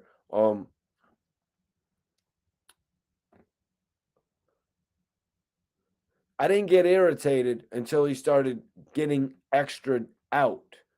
You ain't like that. You ain't gonna see that. You drinking. He took another shot at Akademiks for drinking. I don't really think the whole drinking thing matters too much. You know what I mean? Akademiks is pretty, spot on. He can keep track of what's going on. And first of all, like when you're doing an exclusive like this, when you're actually doing an exclusive like this, and you're comfortable, you know what I mean? You know, like he was pretty much comfortable. Academics was straight up acting cool because of the fact that he had sat with Hassan weeks prior, the fact that he had already had a built-in relationship with 6ix9ine and Wack 100. That's why Academics was acting cool, you guys. Jason Wildboy, appreciate you for tapping in tonight. T-Real, he kept calling Academics a square. He ain't never did that when they was on the same side. You know, man, I think it's only but so many times that, you know, Academics is going to let that slide, you know what I mean, before he starts getting annoyed. I think anybody would get annoyed if you got your friend, or your friend, however you're going to really consider him to be, you know, part of your life, just calling you out time after time after time, calling you a square, calling you a civilian, say you don't understand, say your brain works like a civilian. It's like, yo, how much of this bullshit do you expect me to sit here and take? The goat says sup with AR Rab and Dark Low. Well, I actually got an address on Dark Low. I actually got an address on Dark Low for anybody that's interested in me actually giving that out. I posted it yesterday. Put some thumbs up if you guys want the address on Dark Low. Let me know in the chat and I'll pin it up. I just got to go grab it off of my Instagram page. But I want to make sure if anybody in here wants the information to write Dark Low, that I get it to you, because I know how important that fan mail is. You know, I had actually asked Low about that in the interview, because I noticed in his music that he had said that, you know, back in the day, he wouldn't get no mail in jail and shit like that. So obviously, you know, when you're in a position where people are actually giving a damn about what's going on with you, man, it means a lot, man.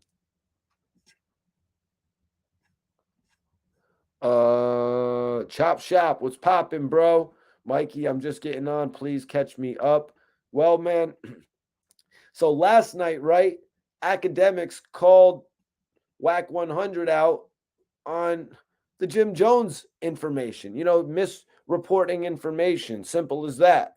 But tonight, I'm reporting on the fact that Academics just straight up told Wack, straight up, he's like, I was in the room with y'all.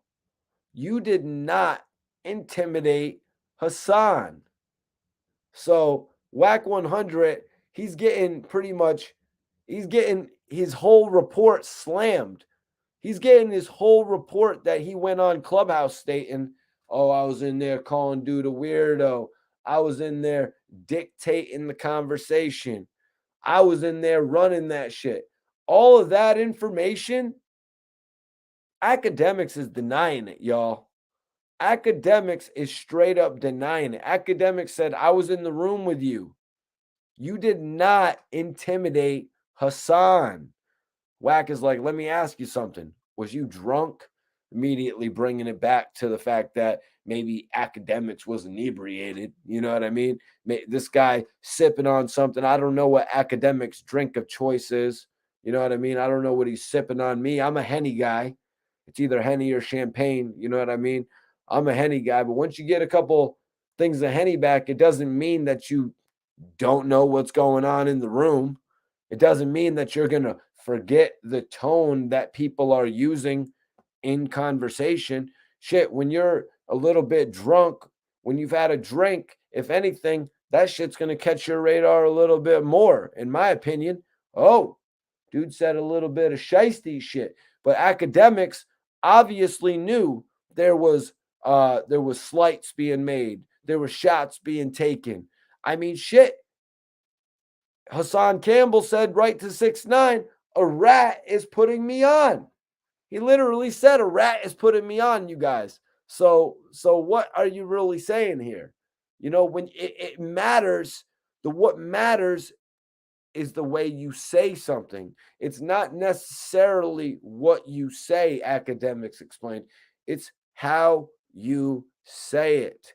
So Academics pretty much denied that Wack 100 had a disrespectful tone, an intimidating tone with Hassan Campbell. And he's pretty much co-signing Hassan Campbell, you guys. You know what I mean? He's pretty much co-signing Hassan Campbell. That's really showing me Hassan Campbell is taking the win in this thing. You know what I mean? Not only is Wack 100 being discredited for technically he's kind of like embellishing the truth here about what happened. He's kind of like flipping the narrative.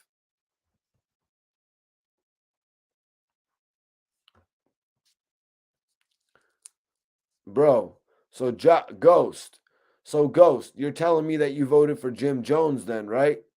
Because if anybody in here knows, if you know who was more popular in their height, you know it was Jim Jones. You know 6ix9ine never had a record that topped Ballin'. 6ix9ine's records were probably all on the level, aside from that Nicki Minaj track. You know what I mean? Aside from the Nicki Minaj track, all of 6ix9ine's records were really on the level of that Jim Jones song, like called like "They Don't Love Me No More." You know what I mean? Or they're on the level of hits of like Pop Champagne. But no, 6ix9ine never moved no units like Ballin'. I would highly doubt that 6ix9ine has ever moved a single that had the success of Ballin'. And 6ix9ine has never moved an album that actually had the success of Jim Jones's album, moving 94,000. He has the same numbers as Jim Jones' lower selling albums. You know what I mean? But a lot of people get caught up in the hype. So that's why Summer with Miami, that's why I put that poll up, because you would think the way that 6ix9ine released single after single after single that he did have a bigger career than Jim Jones. But none of those singles, all of those singles together, probably didn't even match up to Ballin'. And I'd probably even say Trolls or Gooba probably didn't even sell as many platinum. They probably don't even have as many platinums as Ballin'. Ballin' is probably 5. Oh, my bad, bro. Oh, my bad, Ghost. Sometimes I don't be caught up. Salute, salute, salute, Chop. Salute, Chop. I mean, I don't really know about that. The only Treyway I really know about, to be 100% honest with y'all, is like I was saying earlier at the beginning, when Shotty really came out with 6ix9ine, you really thought his name was Treyway. You know what I mean? And you thought that the record label was going to be based on him, and he wasn't even necessarily the leader of the group.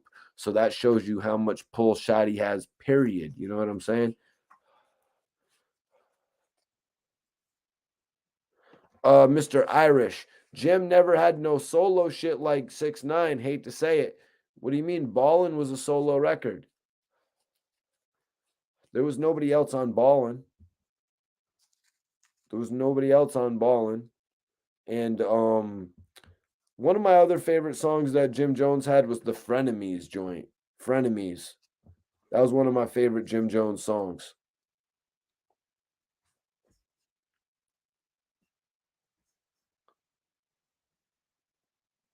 Yeah, exactly, T Real. It was all radio and it was all TV. And it was, I believe it was, yeah, it was all, yeah, you would download the song, you play that shit on LimeWire, or you bought the album too. You know, the album, he actually sold 94,000 copies first week, but a lot more people bought the single. And 6ix9ine, so I mean, Jim Jones sold more than 6ix9ine ever did. You know what I mean? Well, that's probably only because they disqualified 6ix9ine's. They actually disqualified 6ix9ine's numbers. You guys,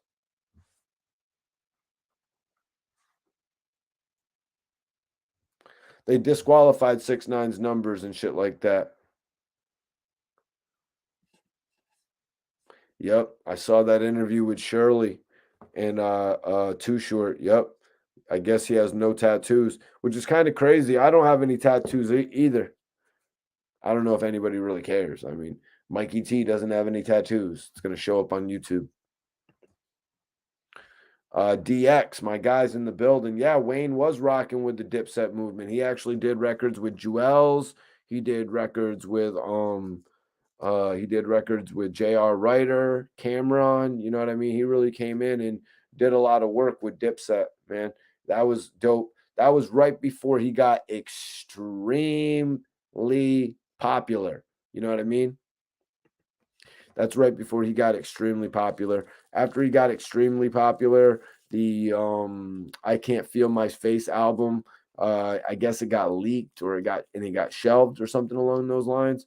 That pretty much put an end to that album because Lil Wayne was just going to be crazy popular at that point.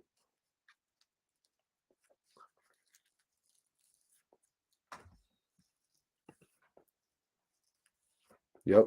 Yep. I'm rolling up, you guys. My bad. I was just rolling up. I didn't mean to get distracted, y'all. We're going to get right back on it in a second. I want everybody, let me know what you guys are smoking if y'all are smoking, man. Let me know what y'all is rolling right now if you guys are rolling. You heard? Let me know what you guys are blazing if you guys are blazing. It was dope how Lil Wayne had that relationship with Dipset, though. You know what I mean? Even though Lil Wayne was still at the point where he was making his name in the game to a certain extent. That's kind of why he did that. It still made them look bigger. It made their whole movement look bigger. You know, it made them look like that they could go out there and do some work with some of the biggest upcoming rappers in the game. So that worked out for Cameron. I just wish it would have worked out a little bit better. Because I mean, one of the things I remember is Lil Wayne actually doing a song with J.R. Ryder that really didn't get that much notoriety. It really didn't get that much notoriety, you guys, and that was kind of upsetting to me. It's like, what? J.R. Ryder gets the major single with Lil Wayne and this shit ain't going nowhere? Nah, that ain't right. That ain't right. Some label should have picked up on that and sold the hell out of that shit. And I keep it facts, man. I keep it all the way real.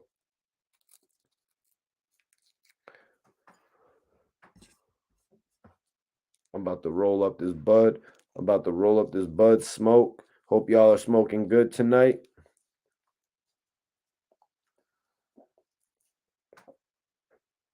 Get that summer in Miami vibe, right? You know what I'm saying? We're on that summer in Miami shit. Smoking up this good green. That Acapulco Gold. I haven't heard about that shit since I was like 12. No, I'm just playing. I didn't start smoking until I was like 16.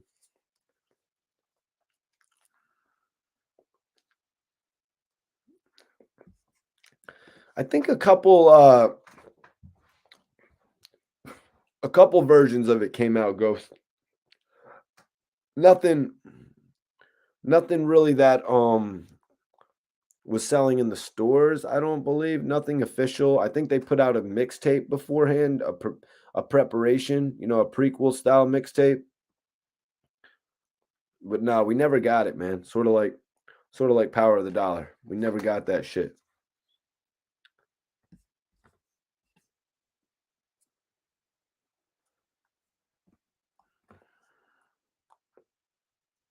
What you talking about, Raheem?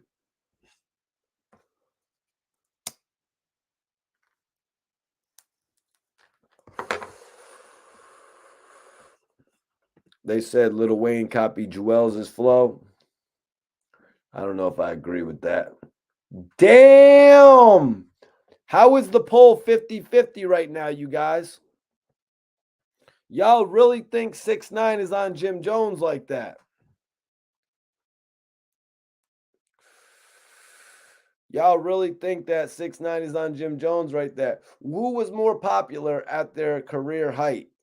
I mean, shit, Jim Jones had ballin', you guys. Jim Jones was pretty much the most Jim Jones went from being an independent artist to getting a major deal. You know what I mean? Jim Jones really took his shit to the whole next level based on that, you guys.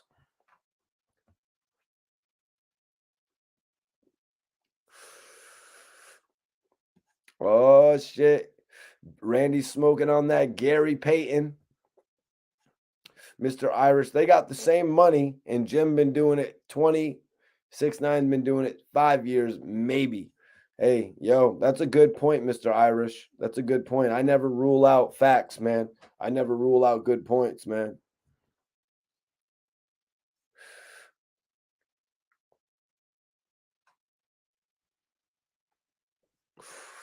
T-Real, Jim Jones was one of the first New York rappers getting played in the South and the West Coast.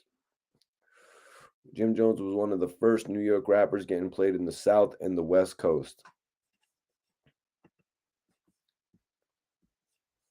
Let me get back here. Let me get back here to what we was talking about. Sorry about that. I'm rolled up now, you guys.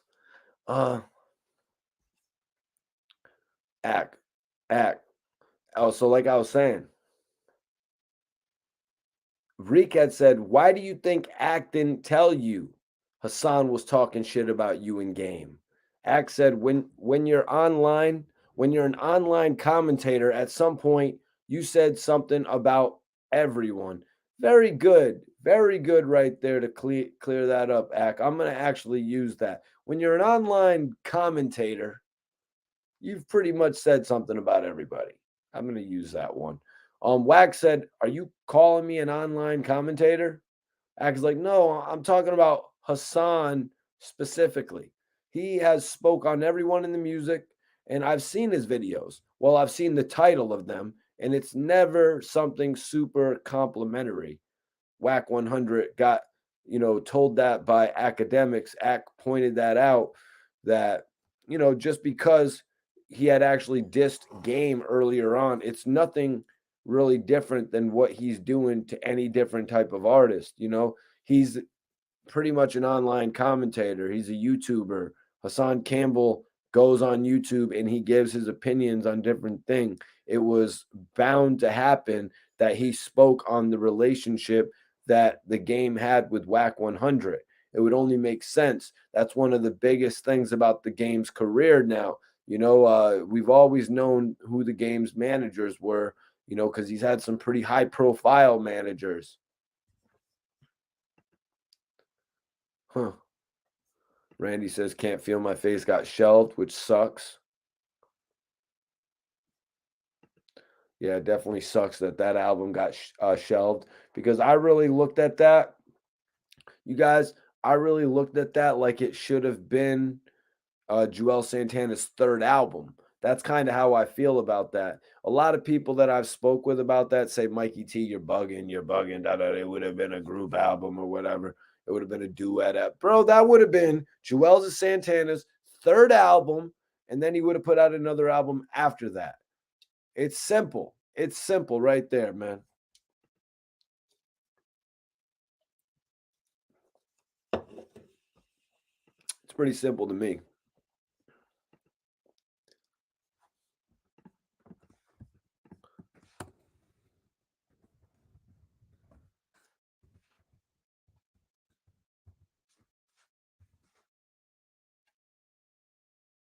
Pretty simple to me, you guys. Yo, that El Capo album was definitely dope, and it was pretty lit how he actually linked back up with how he linked back up with Arsonist, from the Heat Makers and shit. I actually did an interview with Arsonist and we spoke about that album. Jim Jones, when I was in Miami, Jones was always working with the hottest artists, you guys. The hottest artist down there in Miami. He was keeping his name circulating, putting out a bunch of EPs. So you really can't tell me that Jones even stopped working back then. It's just in more recent years, he got that connection back with Jay-Z and they did the whole Rock Nation thing. You know what I'm saying? They did the whole Rock Nation thing and the Capo album actually came back on the Rock Nation deal. And it sold some units too, you guys. It sold a few units. Yeah, there was some bootlegs, or I thought they had like a prequel. Yeah, prequel album. T Real says Hustler's Poem is one of the best New York albums and it's still playable. Yeah, Jim Jones had some dope albums, man. I really feel like he went a little mainstream a little bit too soon. You know what I mean? Uh But shit, if you got a hit like Ballin', if you put out a major song like Ballin', why wouldn't you, you know what I mean? Why wouldn't you just sign to a major label? Your contracts are obviously just about to go up.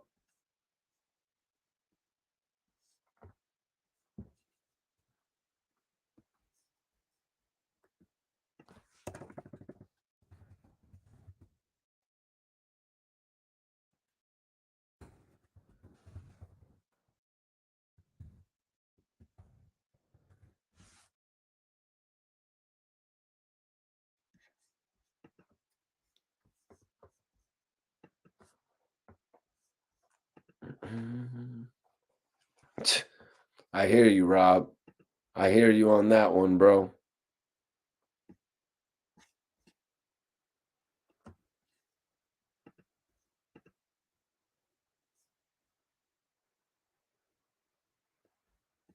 Oh, word. Yeah, I thought I'd heard about that. You know what I mean? Obviously, once I heard about it, I was like, okay, so now that it looks like we're gonna actually get the album. But in a lot of cases, that's not true. You know what I mean? In a lot of cases, they just throw that shit together. You know what I mean? They throw that shit together in order to just get something out there, just to salvage it a little bit, maybe build a little bit of steam. I don't know. You know what I mean? Maybe if some steam was built, maybe it would generate interest in them doing a new album, finishing the album. You know what I mean? I'm sure that's how the industry works in situations like that.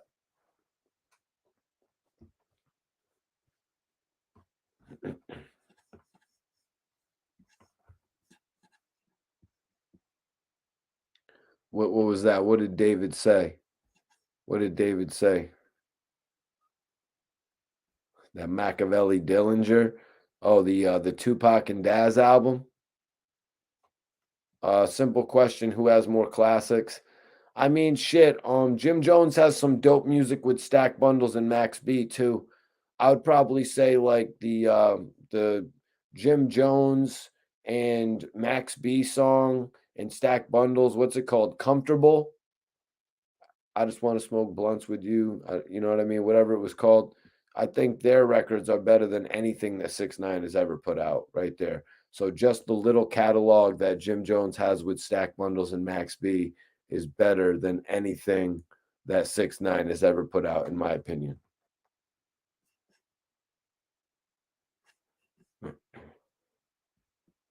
Yep. Yep. Yep. Fort Lauderdale. Fort Lauderdale, baby. You know I love Fort Lauderdale. Salute to Mel Matrix, man. Free Mel Matrix. I know he's serving a bid right now. You know what I'm saying? But I had actually been in tune with Mel Matrix from way back in the Bird Gang days and shit like that. You know what I mean? I definitely reached out to do an interview with him back in the day because Mel Matrix was popping around, still doing shit in the industry when I had first got started. You know what I'm saying? That was the Bird Gang mixtapes that I was talking about. Ooh. But yeah, nah, man. Oh, damn. Damn, the poll is in favor. The poll is in favor of 6ix9ine over Jim Jones. Wow, that's kind of crazy, man. That's actually kind of crazy right there.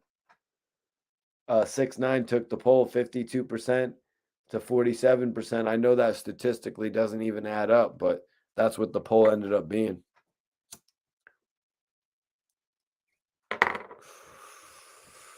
Salute to Immortal Technique, one of the dopest interviews I've ever done.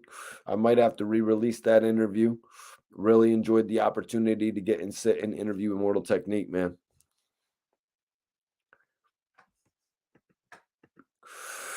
Damn, Raheem. Damn, Raheem. I thought you were throwing shots at me a little bit earlier, brother, when you had first come in. But now you're actually adding something very effective to the conversation.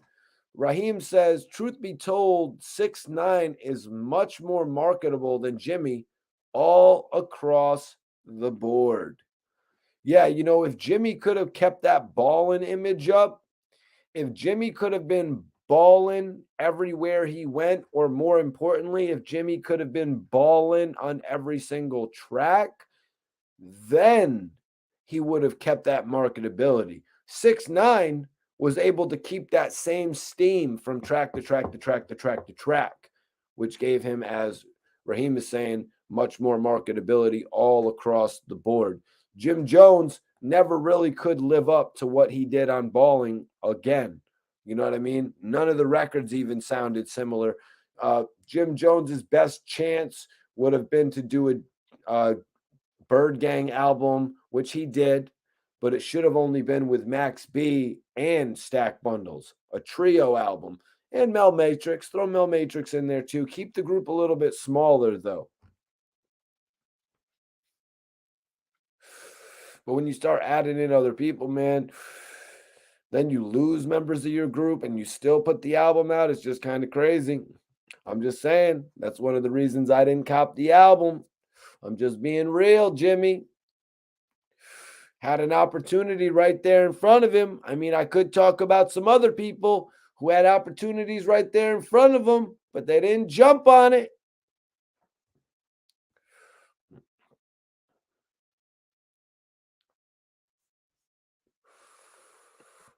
You gotta love.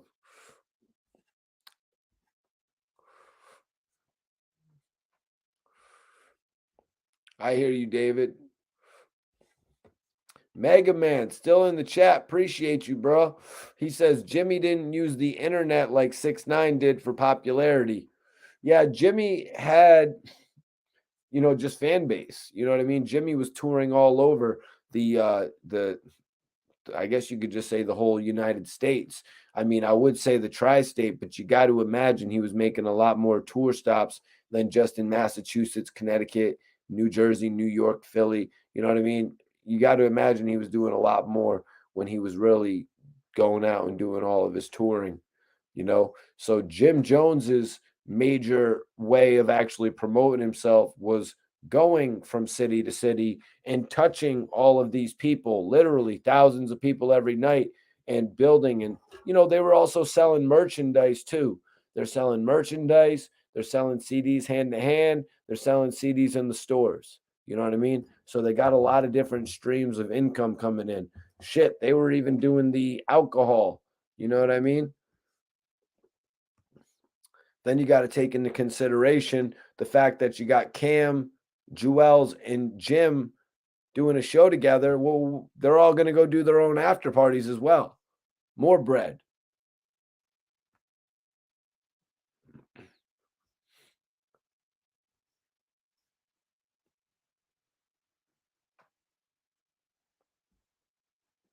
Iceberg, my guy Iceberg said, let me see 6ix9ine go viral on World Star before YouTube and be on every DVD and really be outside alone. Call me when that happens. Hit Iceberg up. Everybody take a little snapshot of this. Maybe it'll happen in the next few years and 6ix9ine will be out alone shooting videos just to go viral.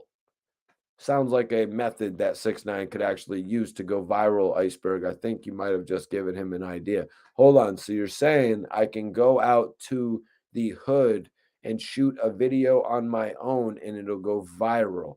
Yes, everybody just wants to see 6ix9ine on his own in the hood. Nah, I'm just kidding. T-Real, Iceberg, facts. Facts on facts. Everybody share this joint, man. We're talking about some real shit tonight. Akademiks shut Wack 100 down straight up. He shut him down, but he didn't shut him up. Let's just say that much. You know what I mean? He shut him down, but he didn't shut him up. So, Wack, why do you think? Okay.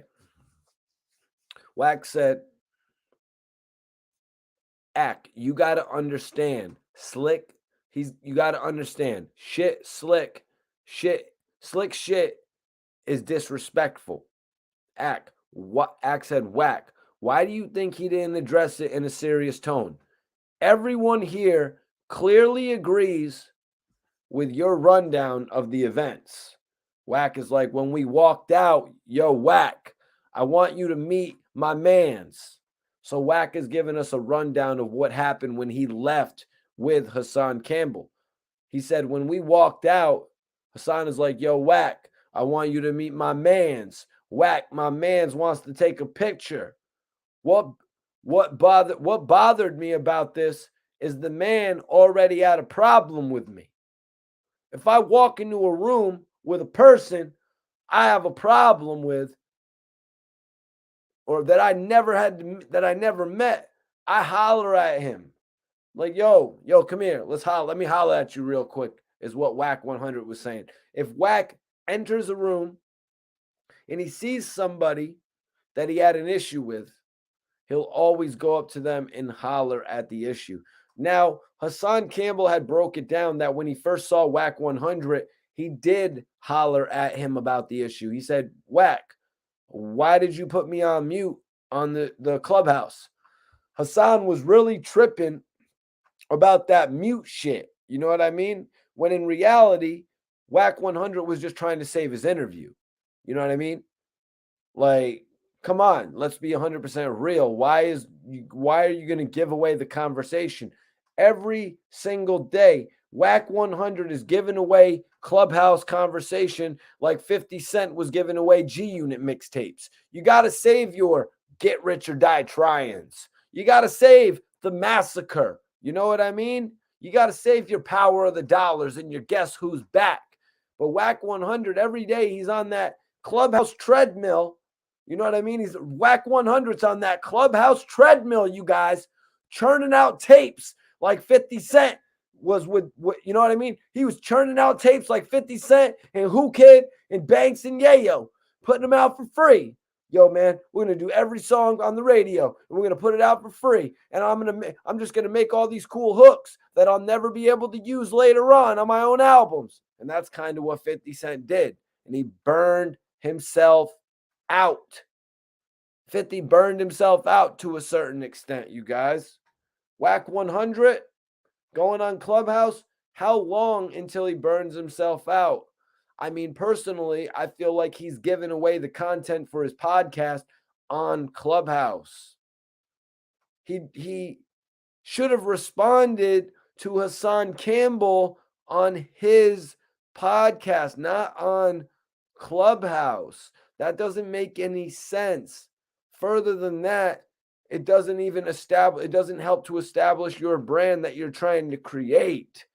You had all this content fall in your lap. You know what I mean? All that shit fell in your lap. You should be there chilling like Hassan. Hassan's sitting there, this shit fell in his lap. He's cooling. Wack 100's giving everything away. Everything that just fell on his lap. You want that? You want that? You want that? You want this? He's giving all that shit away. You got to understand how to play this game. You know what I mean? You got to understand right now, Wack 100 is like 2 episodes in on his podcast, and he already messed up on the second episode. The second episode is about Cash Money West, when in reality, the second episode should be about Hassan Campbell and everything happened.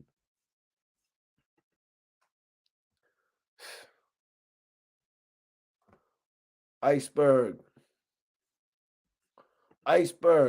Question from T Real. He says, what was the Tony Yayo and Mel Matrix that was fire? I don't remember that.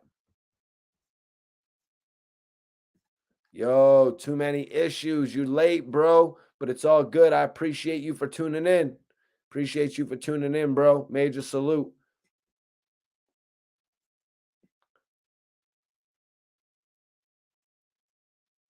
Oh, shit. Iceberg's got some unreleased shit on his channel. I need everybody to share this video. Let them know the most in-tune blogger is here spitting these facts tonight. Tomorrow night, we got a special guest on the show. That's right. The voice of the voiceless is going to bring on 10 toes down, y'all. That's right. 10 toes down with the voice of the voiceless, Mikey T. What's popping with you, Finch? appreciate you for tapping in. I need everybody in here to share this video on all your social media. Let them know you mess with Mikey T. Let them know Mikey T's the hottest new blogger out, man. ARAB gave me the name. I'm the voice of the voiceless. I'm providing the outlet for everybody out there that needs it, you guys. I'm providing that outlet, you guys. I'm here to stay.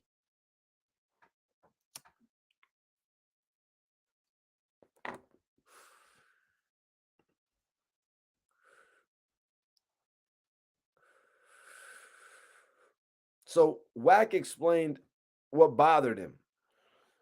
What bothered me about this is the man already had a problem with me. If I walk into a room with a person I have a problem with, I holler at him. And depending on how that goes, it'll determine if we lock up on the spot. Rick said, why do you think Act didn't tell you Hassan was talking shit about you in game? Act came in. He said, when you're an online commentator, at some point you said something about everyone. I'm really shocked about that. You know what I mean? I'm kind of shocked that Akademiks didn't take that offensively. You know what I mean? Reek coming at him like that, saying, like, why didn't you tell him about that? Act took that very professional, or he answered it very professionally.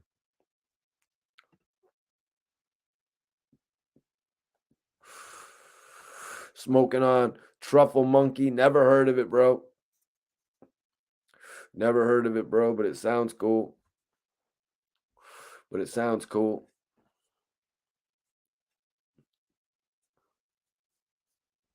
Oh, shit. Hold on. Moon Germs. Damn, Jamarcus. You're smoking good, bro. You're smoking good.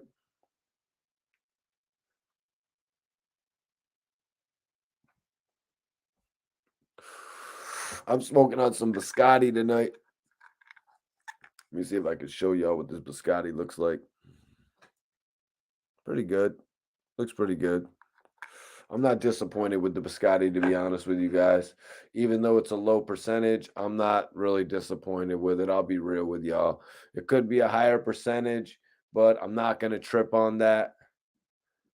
I'm not going to trip on the fact that it's a low percentage. You already know, Cordero, we be rocking on here, man. This is the podcast.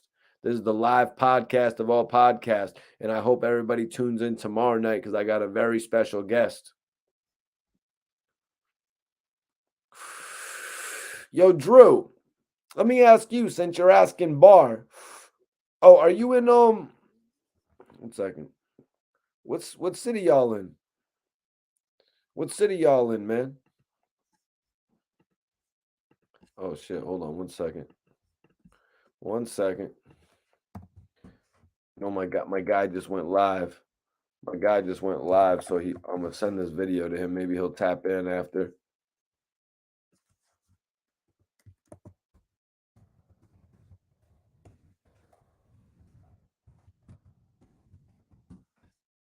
All right, cool. I just sent that shit to my guy, Big Chuck. Truth Hurts TV. What's poppin', Brooklyn?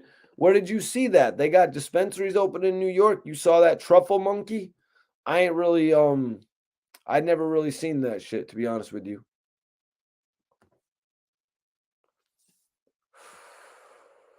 Tomorrow night, we got 10 Toes Down coming and tapping in on the channel, you guys. Tomorrow, we got 10 Toes Down tapping in on the channel. That's why I wanted to come in and get this story, because I really wanted to close up this story on Hassan, Wack, and Akademiks. Even though we all know this story could take another turn at any second. Apparently, there's more audio out there. You know what I'm saying? But having 10 Toes Down coming on the show tomorrow, I really wanted to have everything together, everything tied up. You know what I mean? So I could really just hammer down on everything with 10 Toes Down tomorrow, and we could have an exciting live show for y'all. All the information is out there. We need more takes on it, more opinions, important opinions from guys on these YouTube blogs. You know what I'm saying? Important people on these blogs, man. And we'll be doing that at the same time tomorrow, 10:30 like usual. 10:30.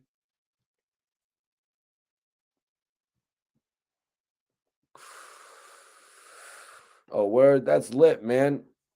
So dispensaries in New York are now open to the general public or something?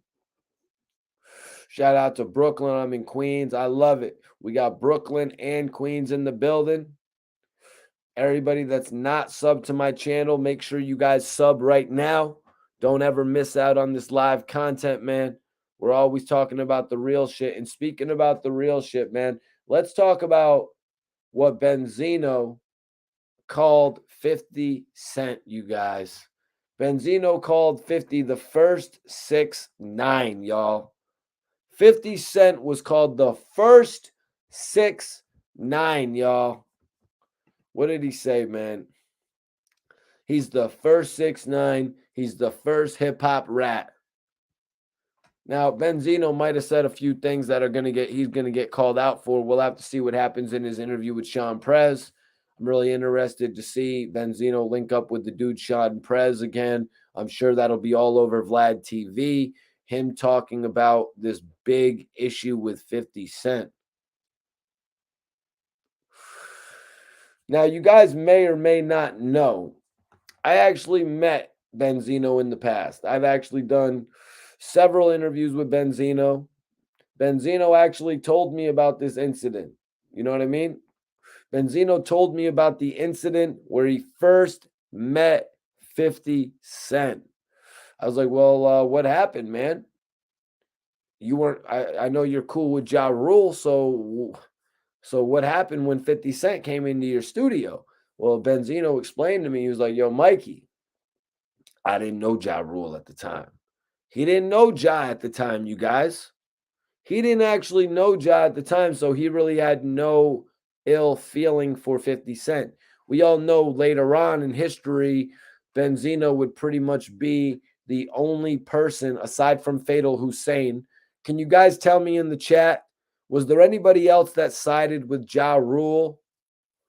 Was there anybody else that sided with Ja Rule outside of Fatal Hussein and Benzino? Was there anybody else that actually took his side in that whole beef? I guess you could say Jadakiss and Fat Joe, right, guys?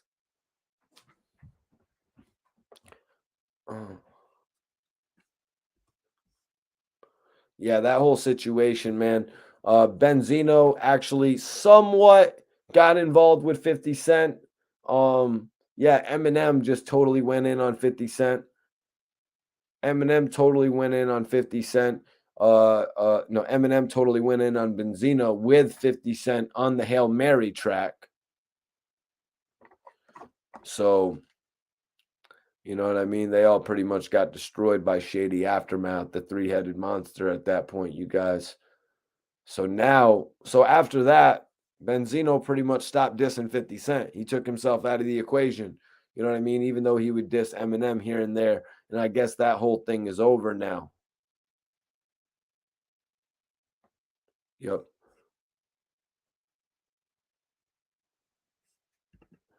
Too many issues says definitely was with Ja because of Bruce, aka Hussein, Fatal, Jersey. What do you mean, Bruce, bro? Yeah, Benzino right now is just calling 50 Cent out like crazy. We'll have to wait and see how it's addressed further. We'll have to wait see how it's addressed further. I'm really hoping that they could dig into this conversation a little bit more. You know what I mean? Benzino did do an interview with TMZ. You know, he's been commanding a lot of attention when it comes to interviews now. You know what I mean? After I had interviewed Benzino, you know, somebody in the chat just said he hadn't really done much since The Source. You know, after The Source, they did Hip Hop Weekly, and after that, Benzino actually was still doing music here and there. But from there, doing interviews with Benzino, he actually made his way onto reality TV, onto VH1. He parlayed that into a few VH1 shows which to me was a measure of success. He had gone from doing YouTube interviews to now actually being on television, no matter what the occurrence was.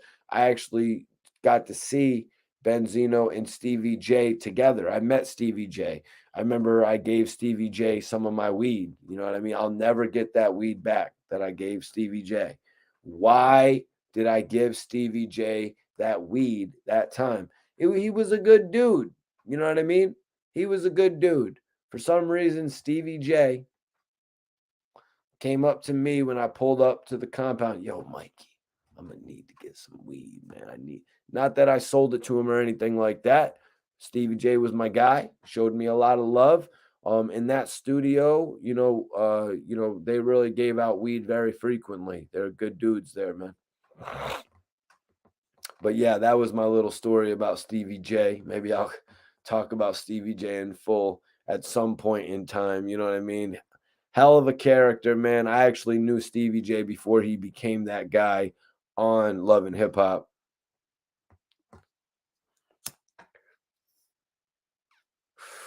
But what a character Stevie J took on, you guys.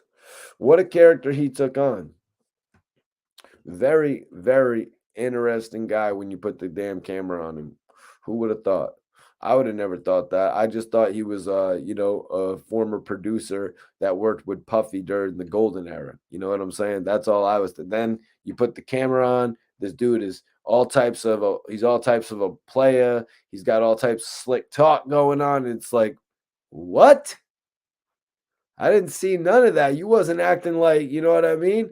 You wasn't acting like the Mr. Pimpin' Ain't Easy went out behind the scenes.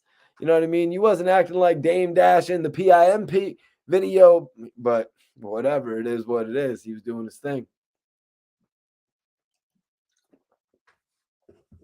Although I do remember he was on the phone with some shorties.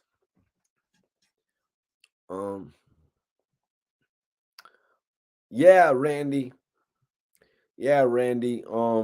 That's what I'm wondering. That's what I'm wondering. Benzino needs to stop. There's no paperwork. There's that paperwork that Irv Gotti and Ja Rule were running around with, and that's pretty much what he's alluding to. The paperwork nobody wanted to read, you guys. Let's be honest with us. Let's be honest with ourselves. When 50 Cent broke onto the scene, it was too late. Nobody wanted to hear that shit. The only thing we wanted to hear was In the Club and whatever was coming after it. Many Men. You know what I'm saying? All them joints. Wankster. You know what I'm saying? We were too stuck on 50's first records to give a damn about any of that shit. You missed your opportunity. You should have did it when he was signed to Columbia. You should have did, but I don't think it happened. Maybe it did happen then. I don't want to be on here misrepresenting the timeline. You know what I mean? It's not exactly our main topic of the night. Now, Benzino kind of referring to 50 Cent as the first 6ix9ine. It goes a little bit deeper, you guys. It goes a little bit deeper because, as I was mentioning earlier, 6ix9ine is very known for his diss videos on Instagram, where he's literally, we know what he says. I'm not going to repeat it. We know what he was popularized for saying on his Instagram, and he would go at several different rappers. He'd call out different people to get views, to get attention, to get eyeballs on him. You know what I'm saying? And 50 Cent did the same thing. 50 Cent did the same thing when he was actually recording when 50 Cent was actually recording How to Rob. Let's be 100% honest. When 50 was recording How to Rob, he mentioned every single rapper in the game that he could. When 6ix9ine was going on his Instagram, he was doing his best cat stacks. You know what I mean? Mentioning every single rap occurrence that he could.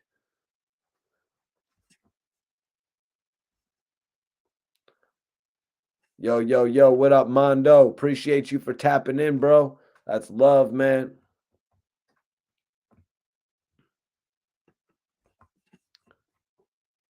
That's love. Appreciate you for tapping in. Appreciate everybody for hitting that like button. Subscribe to the channel if you have not subscribed to the channel. You guys know that shit's love, man. Appreciate everybody tapping in tonight. You know, we had to go over this academics topic. This Benzino topic where Zeno pretty much was like, we're talking about a man who is we're talking about a man whose lyrics were used in federal indictments. He's the first 6ix9ine, like the first hip hop rat. That's a fact. Now he's gone on to do great things. That's what Benzino said. 50 kind of brought this on himself, you guys. 50 brought this on himself by mentioning Benzino. Now, Zeno had said after the infamous occurrence that happened with the melee of 50 and Murder Inc., Benzino said the first time that he ever ran into 50 was actually after 50 had signed to Eminem. 50 was in a club. DJ Green Lantern was there. Benzino made a point to say hello to 50 Cent that night, even though he was beefing with his CEO. Now, that right there says to me, it's no wonder that 50 Cent willingly involved in the Benzino beef after that. That's a blatant disrespect. You know what I mean? By any means, the fact that they came over there and tried to bogart the whole situation with DJ Green Lantern, maybe they had the upper hand on 50 that night. You know what I mean? Benzino is about as real as you can get. You know what I mean? And I'm just, you know what I'm saying? Benzino ain't afraid to like literally try to press up on another artist. You know what I'm saying? You can obviously tell that. You know what I mean? Obviously, until the police show up. I mean, we all saw the video that came out. You know what I mean? Where he was actually talking to the police and all different types of shit like that. Did you hear what that guy said to me? You heard what that guy said to me. You know, you heard him. You know what I mean? All different types of shit like that. But I'm not on here to talk about that tonight. You know what I'm saying? I'm not on here to talk about that tonight, although that would probably be hilarious to talk about that. That would actually probably be hilarious to talk about, but we're not actually here to talk about that tonight. We're just talking about like Benzino kind of repeating this old information. You know what I mean? But also using something from the current times, the 6ix9ine era, to throw that in 50's face. I mean, we all know 50 was working, you know what I mean? We all know that 50 was working with 6ix9ine. I mean, shit, I think he even bought him some jewelry at one point. The inhaler, was that real jewelry, Iceberg, that 50 got 6ix9ine, or was that cap jewelry?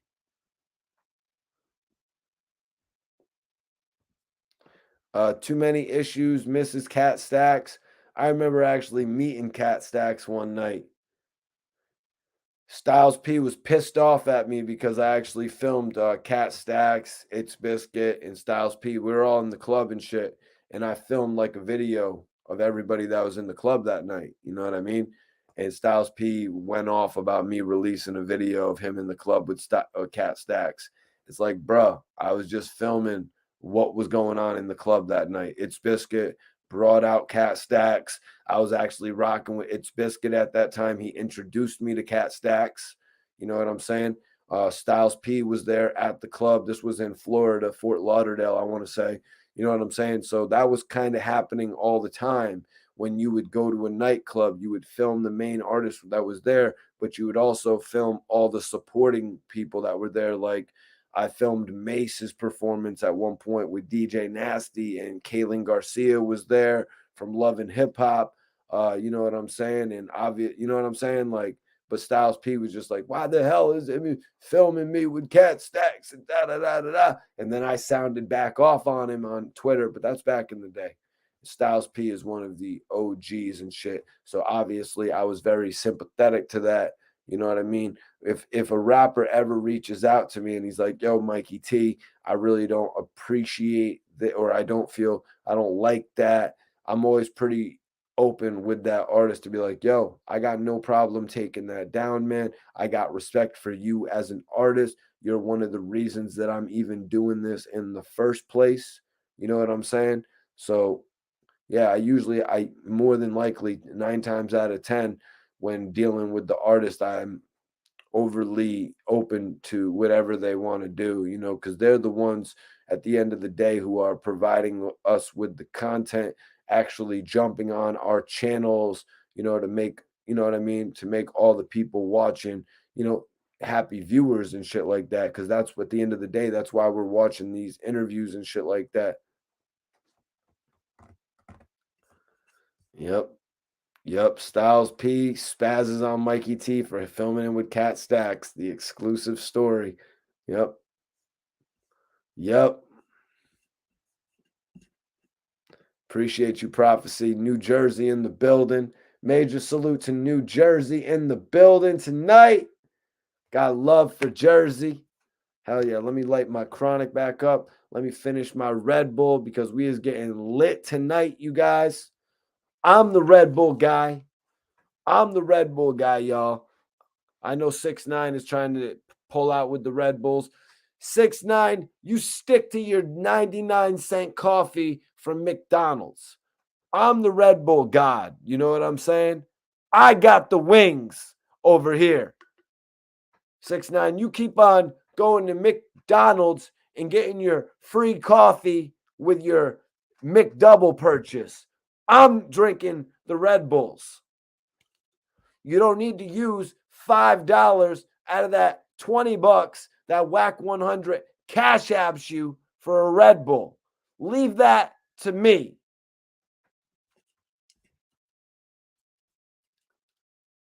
But yeah, so for everybody tapping in, man, I really just wanted to go over this story tonight of Akademiks pretty much shutting down Wack 100.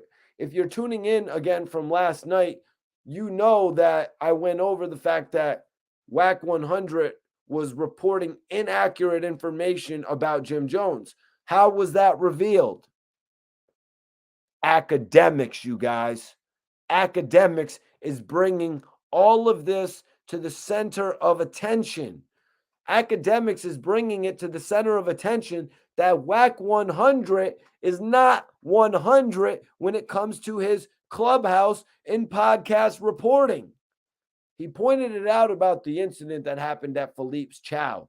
And now he's pointing it out about the fact that Wack 100 is inaccurately reporting what happened in the interview with himself, Akademiks, 6ix9ine, and Hassan.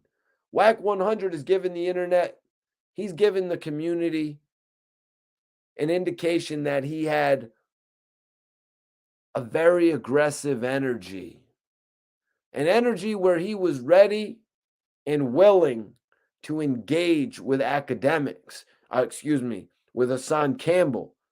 But the reason he didn't, the reason he pulled the reins is because of Akademiks. He didn't want to disrespect Akademiks podcast, you guys.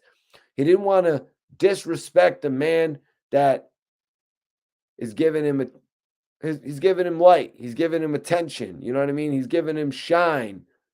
He's giving him the opportunity to actually be on that show. You know what I mean? That show could have just as easily been 6ix9ine, Akademiks, and Hassan Campbell. Just as easily. It could have been the three of them. This could have been the continuation of the 6ix9ine and Akademiks podcast series, where Akademiks is just looking for every different blogger to interview 6ix9ine. And Akademiks reaches out and they oblige, as he did with Wack, as he did with Hassan. Who would be next? I don't know. But Akademiks was 6ix9ine's liaison after getting turned down by the most popular podcaster of the moment. Share this video if you mess with Mikey T, the movie star, the Champagne Don. You know what I'm saying? If you mess with Mikey T, the movie star, the Champagne Don, share this video to all your friends on your social media platforms. Let them know. Ocean City, Ocean City, excuse me, Ocean City in the building. A little bit of slur on my voice. Why? I was sipping some Henny before the show. It is what it is. I'm excited about tonight's show. We're kind of getting down to things. First, it was Hassan Campbell calling out Wack, exposing Wack. Now Akademiks has followed suit, but he's doing it in a whole nother way. He's doing it in a way that I think is a little bit more respectable than the route that Hassan took. You know, Ack pointed out the simple fact that, you know, obviously everybody's going to be pissed at Wack 100 for what he said about Nip. You know what I mean? People are going to be taken back by that. People are going to be sharing their opinion about that, unfollowing Wack for that. But you've also got to take into consideration they're probably going to give Hassan Campbell hell as well, like Akademiks was saying, for being the one to actually release that. Akademiks was explaining that the legacy of Nipsey Hussle has been written. It was unnecessary for this to be brought up. You know what I mean? What are we trying to do? What are we trying to do? Are we trying to discredit the man's legacy? No, I am not in Detroit, bro. I am not in Detroit. I'm actually in Connecticut. I imagine if I was in Detroit, I'd probably have a deal with Eminem by now or something like that. They would be like, oh shit, Mikey T is turning up and he's from Detroit. But much love to everybody tapping in from Detroit, because I really love connecting with the artists from out there. Although I've never had any chance to connect with Eminem, don't know if he knows my content whatsoever, but I've done a couple amazing interviews from artists out of Detroit, you guys. First, I was given the opportunity to interview Royce the 5'9", one of my most classic interviews. And then I actually got the chance to link up with D12 member Bizarre. So I've actually had a few opportunities to link up with artists, you know what I mean? Really notable artists from the way that we look at the game, you know what I mean? And I really had a great opportunity to interview them both. Interviews that I'll cherish, interviews that I will replay, like you're watching the USA Network on this channel. You'll be watching on a Friday night and you'll be like, oh shit, Mikey T's interview. You know what I mean? It'll be just like The Mummy Returns is playing on TNT or some shit 3 years later. Just saying, man, we have content over here. I've created thousands of hours of internet content for y'all, man. We're on the way to something big, man. I want my own television channel one day. I'll say it when there's 500 people in the room. I'll say it when there's 100 people in the room. I want my own television channel, you guys, and I'm not going to stop until I get it.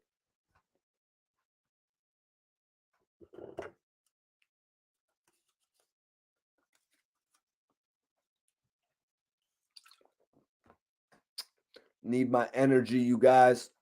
I seen my bro just called me the Red Bull Rasta. Come on, bro. Don't do that to me. Don't put that on my jacket, man. Don't put that on my jacket, bro. I'm being, you know what I mean? I'm the Red Bull Rasta.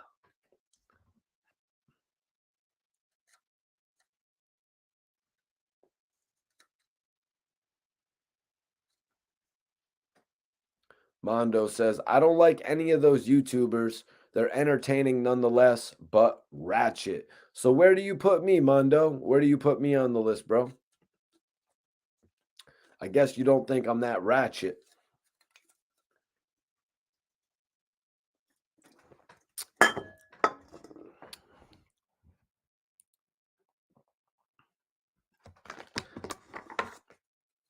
Top shelf, my G. That's love, bro.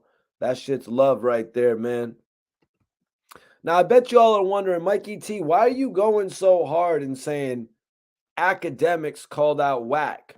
Akademiks exposed Wack for his inaccuracies. Akademiks exposed Wack for lying on Hassan Campbell. Why am I going so hard? Let me ask you this, man. Why is Akademiks going so hard? Akademiks told Wack 100 straight up, and it only got worse from here. But he told him straight up, I was in the room with y'all. You did not intimidate Hassan. What? What do you mean?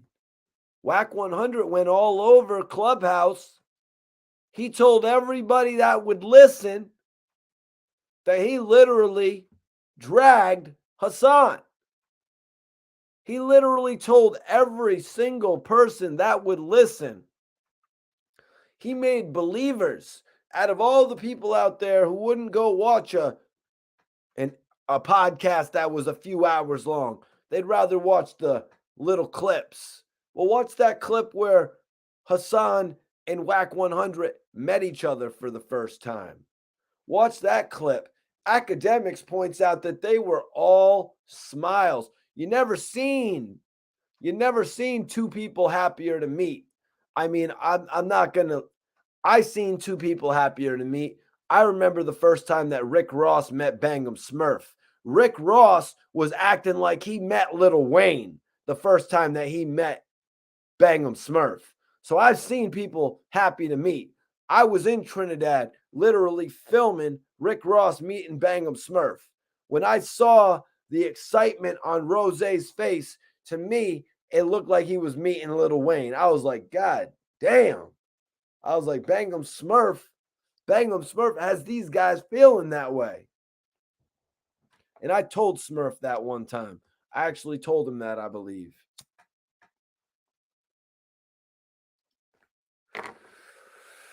You know how it is when these rappers meet real dudes like that, though. You know, that's the people they really want to surround themselves around and shit like that.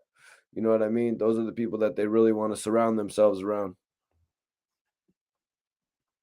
So Wack 100 accused Akademiks of being drunk, you guys. Was you drunk? Ak said towards the end of the interview.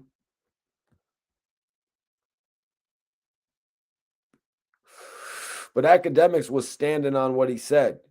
Wack, you didn't intimidate him, bro. Akademiks stood on what he said. And, you know, that's why this is so shocking to me that he's going to go on Wack 100's podcast. You know what I mean? He's going to go on more than his podcast. He's going to go on Wack 100's platform and say, Wack, you didn't intimidate him, bro. Wack replied, what do you mean intimidate? First of all, I never said that I intimidated him. I don't know where you're getting that word from. So Wack 100% flipped it. Akademiks is like, oh, now you're playing wordsmith. Now you're playing wordsmith with me here. Now you're flipping the script. Shout out to Queen's Flip. You know what I mean? Now you're flipping the script on me right here. Now you're playing wordsmith, Wack. What do you mean by intimidate? First of all, I never said I intimidated him. I don't know where you're getting that word from. So because of the fact that Akademiks changed the word, Wack 100 flipped it on him immediately. Immediately flipped it on him and got everybody in agreement with him ASAP, because they all know in that room they didn't hear that word in particular. Now, they might have heard 4, 5, 6 other words that mean the same thing, that have a similar meaning, but maybe that exact word was not used. And when you come back with that fact, like Wack did, with the fact that he didn't use that word, that's when you got everybody on your side. And that's the difference. That is the difference of that Clubhouse word, you guys.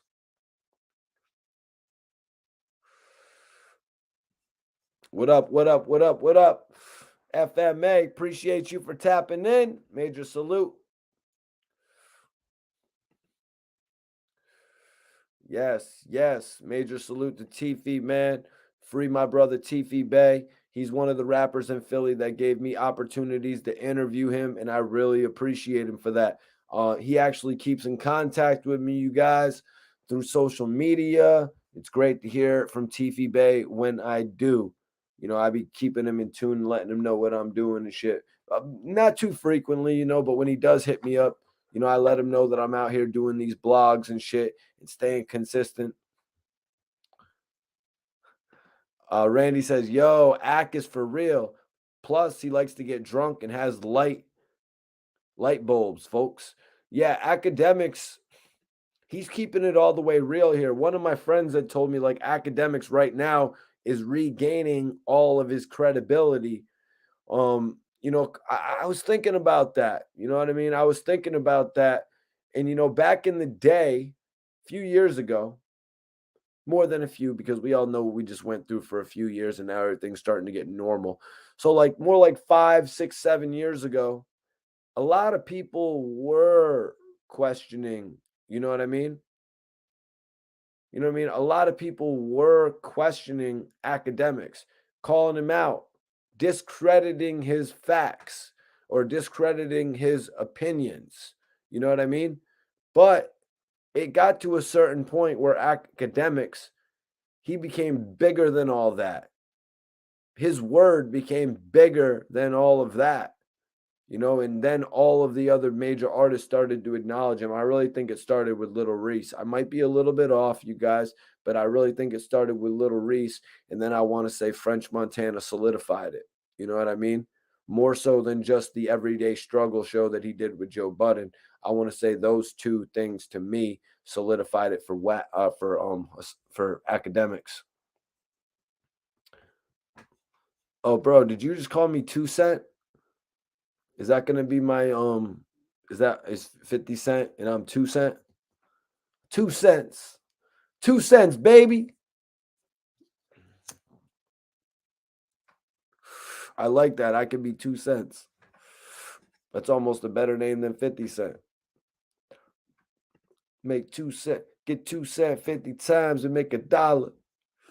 Okay, so Wack said, I said enough disrespectful shit to dude. Akademiks is like, nobody in there took what you said disrespectfully. Nobody in there took it like that. Akademiks is just letting him have it, you guys. Akademiks is just having fun with him.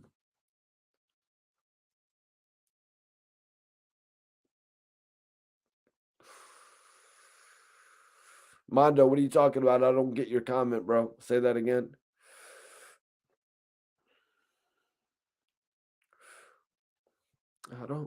I don't get your comment. Say that again one more time for me, bro. Utilize Stitch? Like Ack utilize Stitch? I don't see what you're saying there. So Wack 100 took shots at Akademiks here. He said, now you loaded, Ack. You drunk. You don't even remember stumbling down the hallway. You lost shit.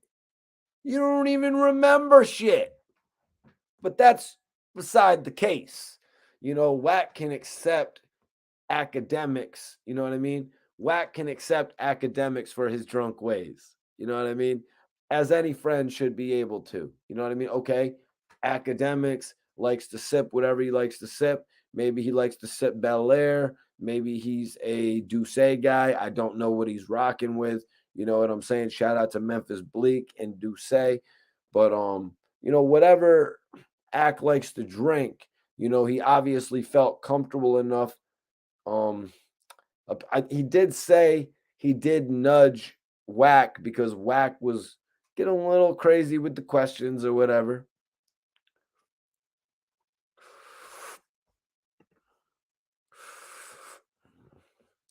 But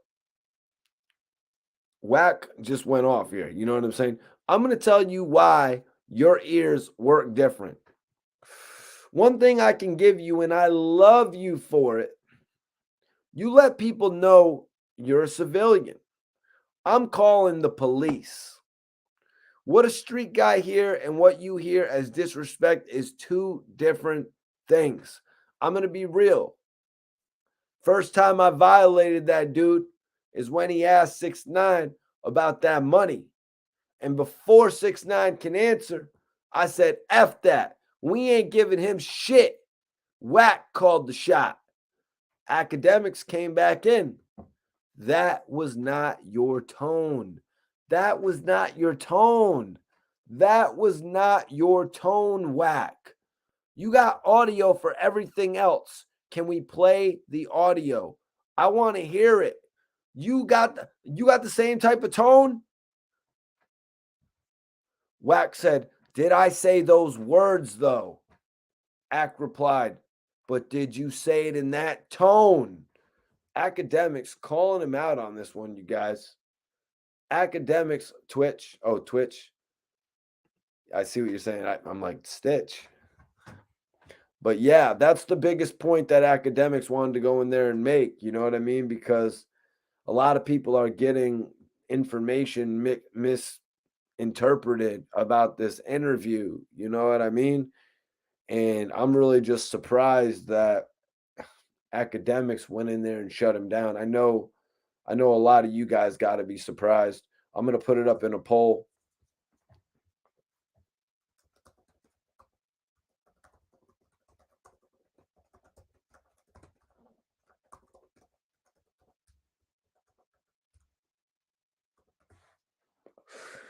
I'm putting it up in a poll right now, you guys. I want to know, what do you guys think? Did Akademiks shut Wack 100 down with facts? I want to know what y'all think in the poll. Because this is two nights in a row. This is two things in a row here. You know, last night I spoke about Akademiks pretty much bringing up the fact that Wack had his chronological order wrong with the incident that happened with Jim Jones, with the shit that was going on with Shotty and 6ix9ine. He had the order of events actually wrong. And he went on to mention that several times over the course of a few months. And now Wack 100 is pretty much saying this is how he was acting in the interview. The guy who conducted the interview was coming in and saying, that is not how you acted, man. You're capping. You did not intimidate him. You didn't have that tone. You didn't have that tone when you were talking with him. I want to know, what does everybody in the chat think? Do you guys think that Akademiks shut down Wack 100 with facts? Did he shut down Wack 100 with facts, you guys? Everybody vote in the poll right now.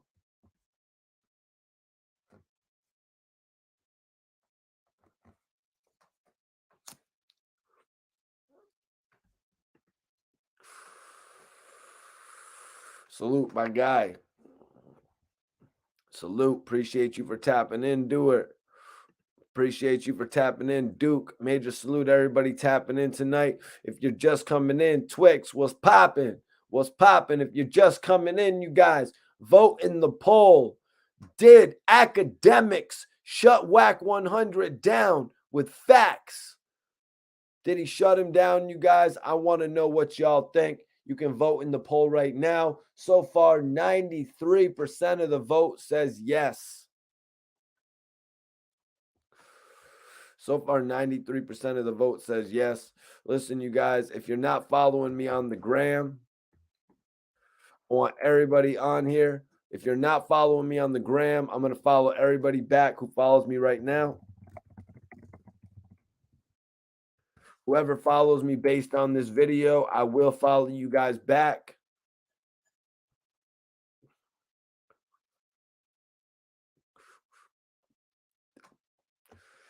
I'm going to pin it up for anybody that follows me tonight.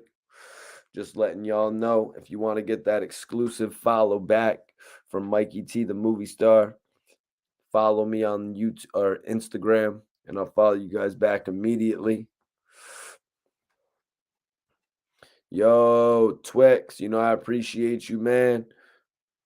Good to hear that everything's good on your end, bro. Good to hear that. I'm glad to hear everything's good on your end, man. I know there's a lot of content out there. I mean, first we get a podcast, you know what I mean? Like Ack was actually speaking with this about this with Hassan. First we get a podcast, and then we get Hassan literally with the follow-up. You know what I mean? That both Hassan and Akademiks have agreed that the follow-up that Hassan has provided pretty much exposing these audio tapes with Wack. They're saying it's even bigger than the podcast that they just shot, man. You know what I mean? That says a lot to me. And Hassan Campbell properly capitalized off of it, you guys. He properly capitalized off of it. Why? He ended up with more fans after the fact. He ended up with more fans after the fact, and that is the point. We've been talking about it all night. We've been seeing it all of our life. You know what I mean? That is the point of this industry. You want to eclipse who you're working with. They should want you to eclipse them because that's going to mean more money for you. Look at the situation we were talking about a little bit earlier with Bibby and Juice. You know what I mean? When you get some shit, 50 and Banks, you know what I mean? If 50 could have had an artist like Banks keep on selling like that, he would have never had to do no shit ever again. He could have just been a CEO. 50 would have had artists working like his TV shows. You know what I'm saying? Rob says I should interview Wack 100. I'd tell you I'd do a great interview with Wack. I think we all know that. I'd probably do one of the best interviews that Wack 100 would ever have.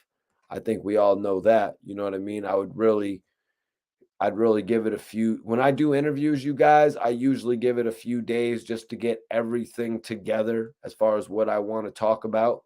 You know what I mean? You got to really take that shit serious. But then once you've got everything together, you got to take a whole afternoon.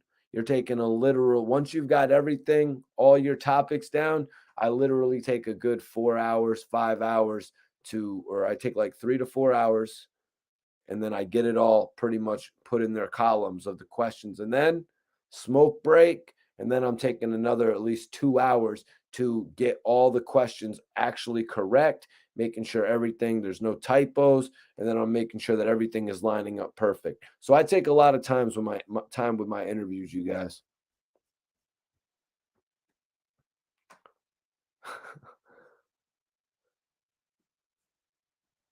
Yeah.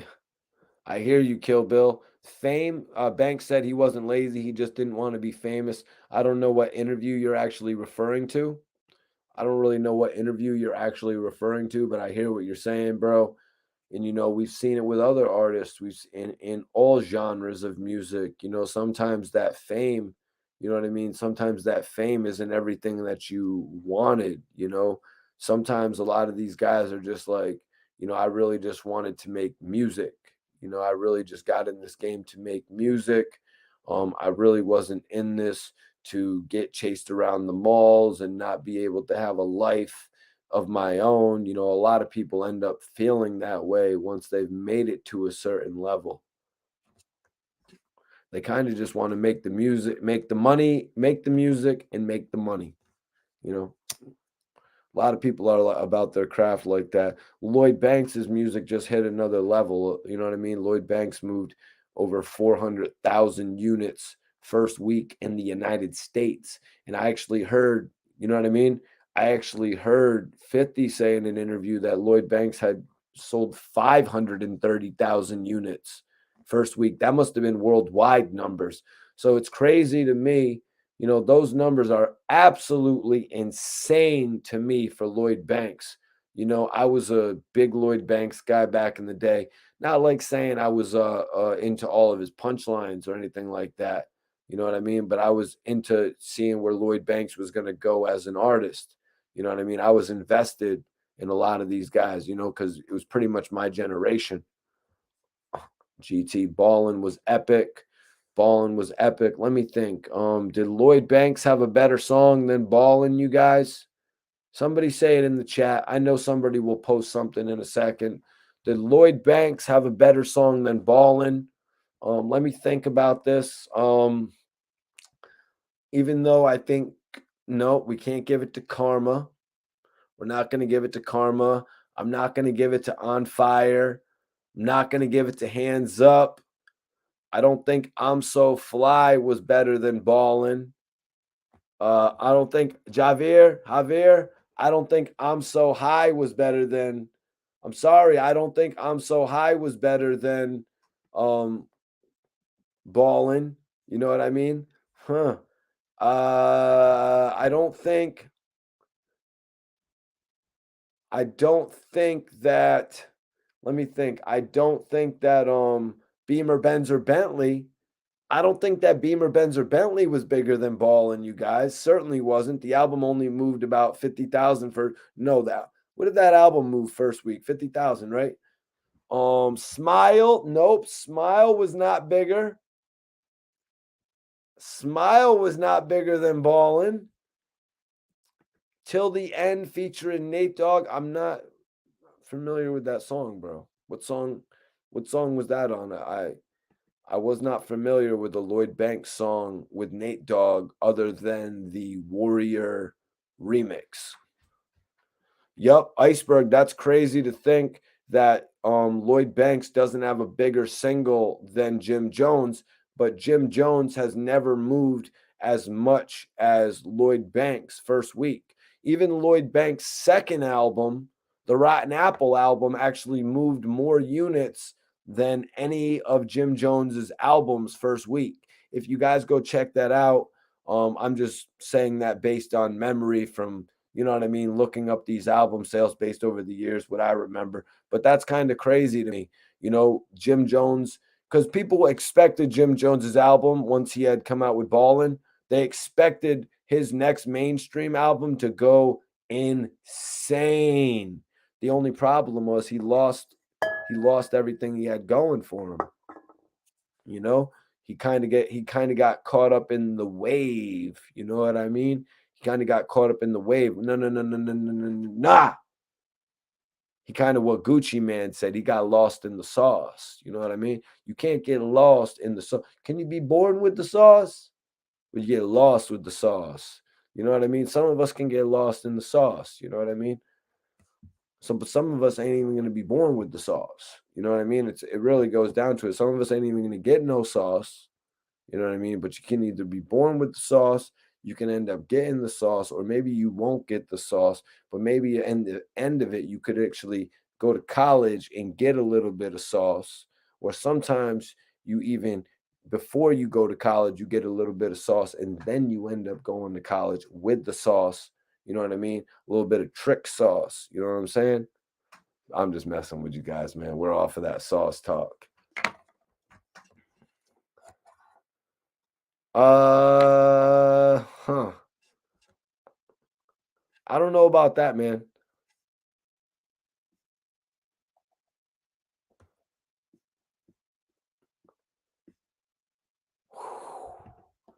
Damn.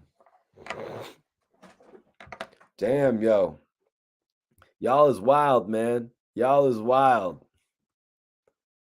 Y'all is wild, man. Crazy, man. But Jim Jones never had the sales. Jim Jones never had the sales first week of Lloyd Banks. So, you know, it's a very odd thing, guys. Very odd thing, man. Shit's very odd, to be 100% with you guys. Nah, Jamarcus, it's not juice, it's sauce, bro. It's not juice, it's sauce. So, y'all, I want you guys to make sure you tune in tomorrow night. Like I said, whoever follows me right now, you guys, I will follow back on Instagram. I got it pinned up. Whoever, let's see, gonna give y'all another minute. I'm gonna end the poll in 1 minute, you guys.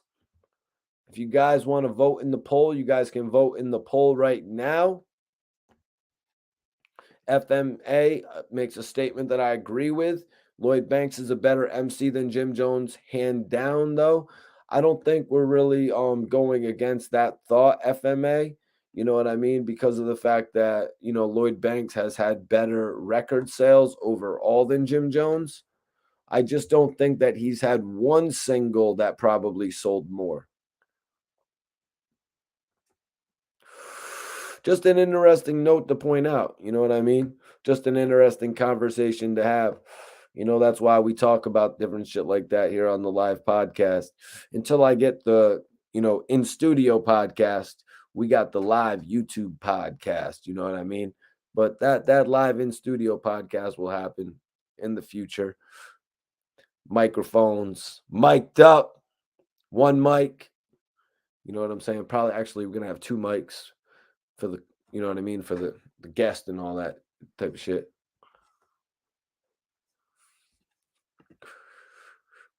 Big Twix. Appreciate you guys, man. Appreciate everybody tapping in tonight. Like I said, make sure you tune in tomorrow. Put me on your schedule tomorrow for 10:30 p.m. 10:30 p.m. tomorrow night, you guys. I will see you all on live. It's 3:05 in honor of Miami, bro. We're going to end it off at 3:05. Salute to the yayo, man. 3:05.